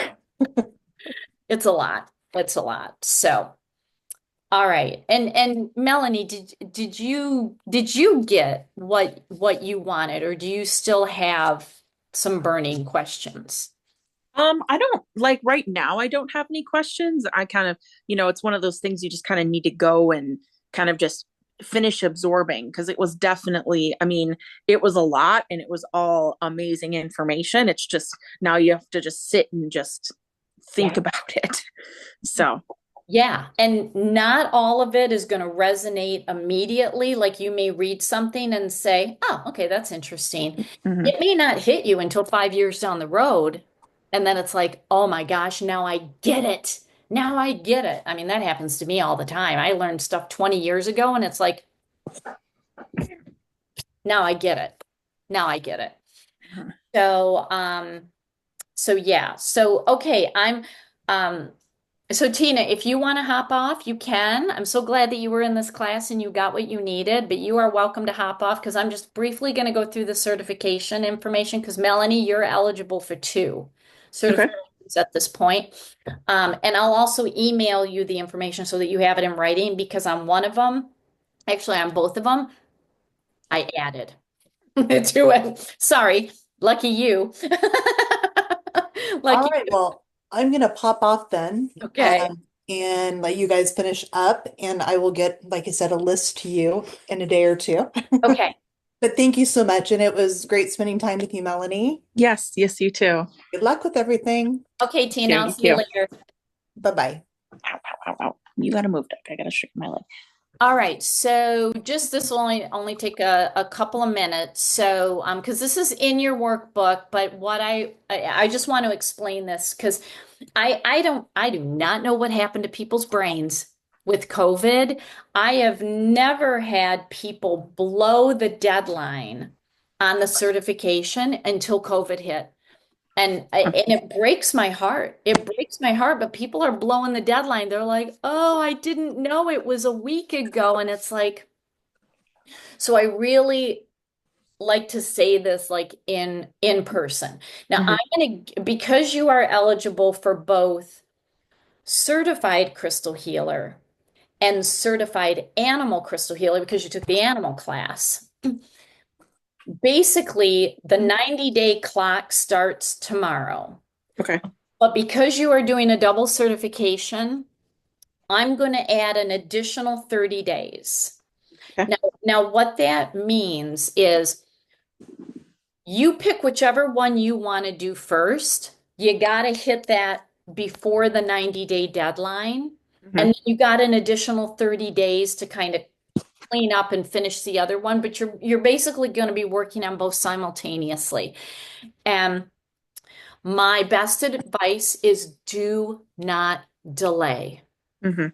Like if you can take one or both quizzes in the next week or two, hit it. Hit it now because you've got a lot of fresh information. You also have the workbooks. The nice thing about both quiz, they're only 40 questions each. One is just for people and one is for animals. Your workbooks are searchable. Okay. Yeah. You can literally have the workbook up, you can have the quiz up. You get 2 opportunities at each quiz. Okay. The highest score prevails. It is not timed. So once you start, you could literally spend 8 hours on it. Mhm. It's going to take like 30 minutes to take the quiz. But once you start it, do not close your computer. It does not save your results. So once you start, you're in it. Okay. Perfect. You only need 75% on each. I've never had anybody even remotely come close to failing. Everybody passes the quiz, so don't worry about that. You need to, let me talk about just the certified crystal healer. That's from the basic class and this class. That's what that focuses on. You need to create an original session on somebody, not on you, on Okay. somebody. An original session that does not come from any of the workbooks. Like you have to create it, and it cannot be a basic chakra layout. Mhm. So you got to talk to that person. What do you want the crystals to do? And then you got to come up with the layout, the crystals. Okay. Maybe you're laying crystals around the body. Maybe you're creating a little grid over the solar plexus. This is not a chakra layout. Okay. I get a lot of people that come back with a chakra layout, and it's like, that's in your workbook. You cannot replicate anything in the workbook. So an original session. And when I send you the written information, I'll even send a link to where this is on my website. You have to document. You have to take a picture of the person in the crystal grid. You have to tell me why you selected these crystals, like what did this person want to accomplish, and then how did they feel? So you got to send me like a 1-page write-up. And then you have to make an original crystal grid, not from anything in any of the workbooks. All an original creation. This one should be for you. Okay, in the animal certification, you're going to create one for an animal. So maybe do one for you. It could be personal, it could be for your work. Create an original grid, and you have to walk me through the process. You got to send me a picture. What was your intention? Why did you pick the sacred geometry formation? Why did you pick the crystals? Like, you got to walk me through it, just like you're teaching it to me. Okay.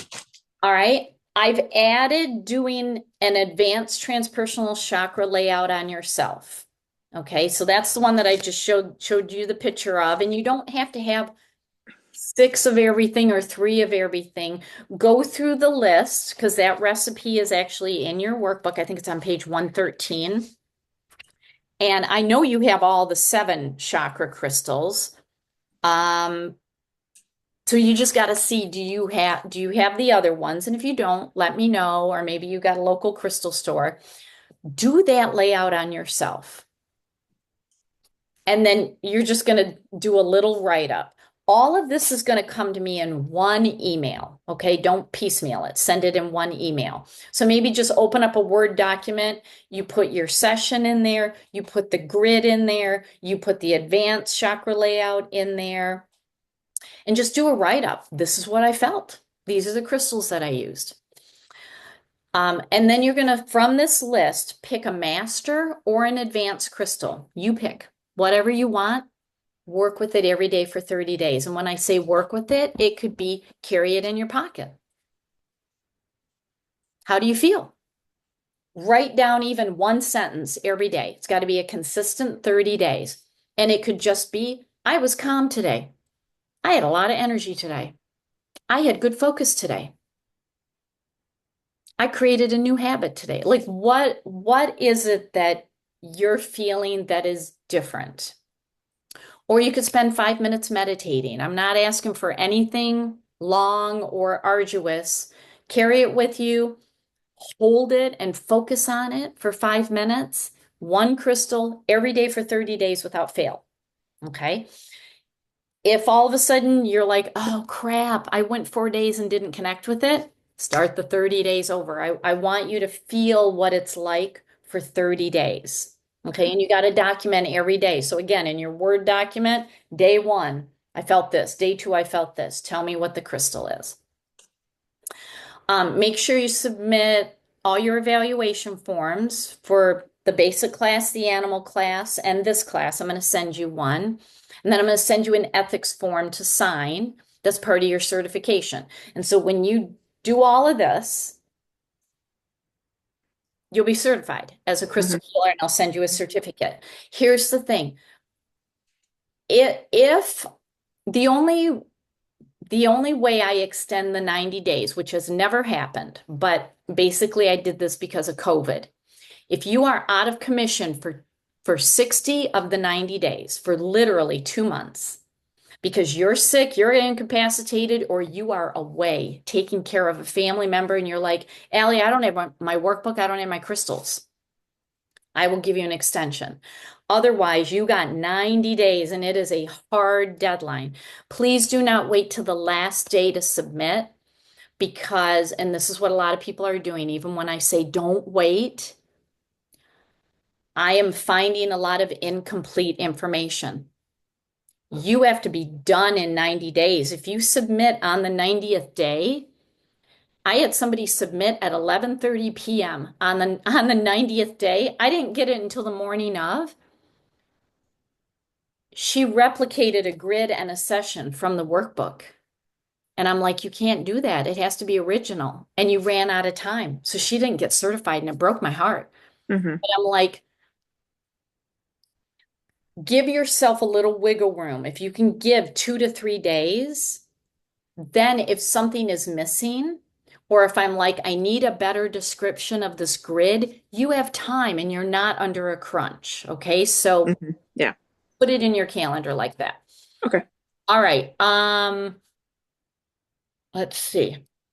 For the animal crystal healer, it's a lot of the same stuff, okay? 90 days. I'm going to give you an extra 30 days. But the one thing that I didn't mention for the grids, you need 30 days of activation. Okay. Okay. So start a grid now because you may start a grid, one for you, one for an animal, and you may think 2 to 3 weeks into it, I don't think it's working. I'm feeling nothing. You have time to go back to the drawing board. Okay. So think of a grid that you want to put together in the next week or two. Launch it now. Okay. Launch it now. So for the animals, again, you're going to take a quiz, 75% pass rate. You're going to do 2 sessions on 2 animals. So pick 2 different animals. Could be your dog, and then it could be a client. Do a session, you're going to document it, a photo, what's going wrong, what are you working on, what are the crystals. You're going to write the whole thing out. You're also going to create an original grid for an animal, so not a grid from the animal class. Create one all on your own. So it can be one of these 2 animals, okay? So it doesn't have to be a third animal, but it can be. Pick an animal, and it's like, I want to create a grid. I've got a client, it's a dog, super anxious, and I'm going to create a grid. And it's not going to be in the dog's house, it's going to be in your house or in the office. Create an original grid from scratch. You're going to document the whole thing. So again, you're going to have another Word document with all of your stuff in it, and that's what you submit.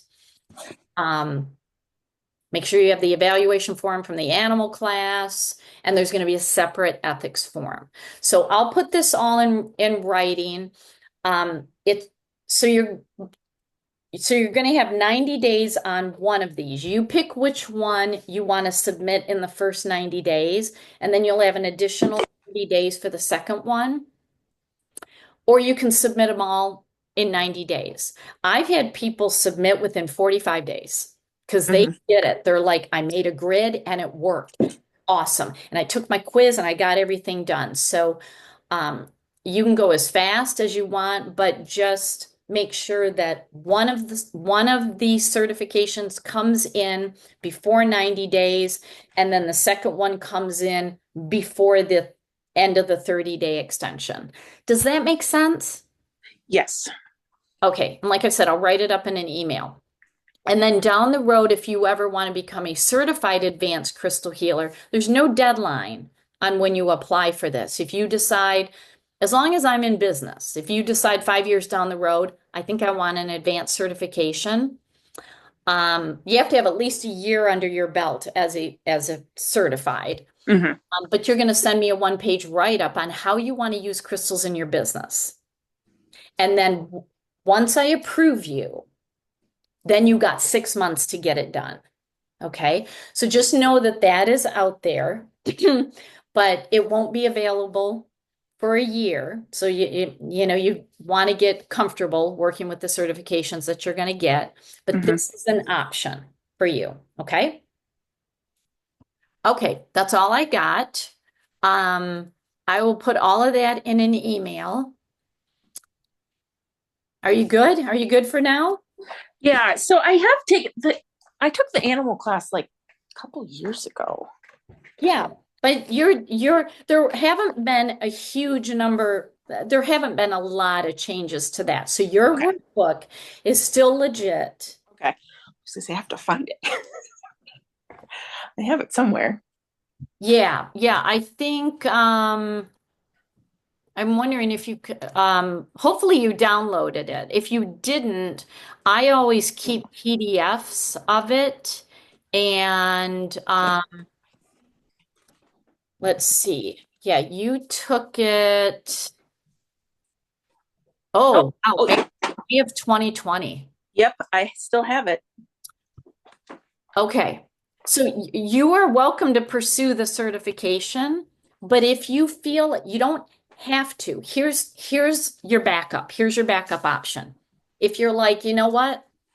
Let me just go for the basic, the certified crystal healer. Yeah. If you want to retake the animal class, when I offer it in the fall, I always offer it's like 1/3 the fee. Because you have all the crystals, you're just going to get an updated workbook. When you retake that, it activates the 90 days. Okay. So you decide if you want to go for it now, you can have an additional 30 days. Or if you want to put that on hold, do the retake in the fall, and then that'll activate the 90 days. Okay. Yeah, I'll go re-go through the workbook and I'll think about it. Okay. Because I still remember. Yeah, I have the whole thing. So Okay. Yeah, you're definitely going to want to read through all of that before you take the quiz. Okay. But if you feel like, I'm not so sure, then just message me and say, take the animal certification off the table, because I keep track of who's going for certifications so that when the deadlines are coming, just let me know. I'm going to table that.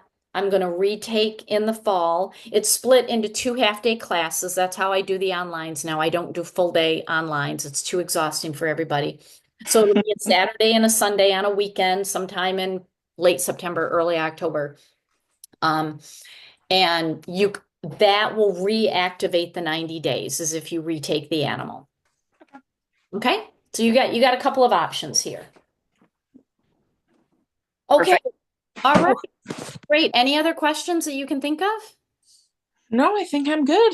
Okay, fantastic. And then how do you know how much of the class yesterday that you missed? Because I saw you pop off when I started talking about Euphoralite. And then I think you came back on when I was talking about Tibetan quartz, but I'm not sure if I had that right. Yeah, I missed about an like 45 minutes. Okay, so if you can figure out where it was, and that's probably from Oralite to Tibetan, well, that's Yeah. probably right. Um, you're gonna want to go back and specifically watch that before Mhm. you take the quiz, before you do Yeah. anything. Okay? Yeah, I was going to rewatch those crystal ones anyway, just to get it better cemented in my brain about those ones, because Yeah. that was really interesting to me. Yeah. Okay. Fantastic. Okie dokie. I will get you an email no later than tomorrow. I don't know if I'll do it today, but definitely by tomorrow you'll get the email and the 90 days will start ticking away. Okay? Perfect. Okay. Okay. Thanks so much for being here. I'm glad you took the class. Yes, thank you for all the information. All right. I'll talk to you later. Perfect. Okay. Bye. Bye.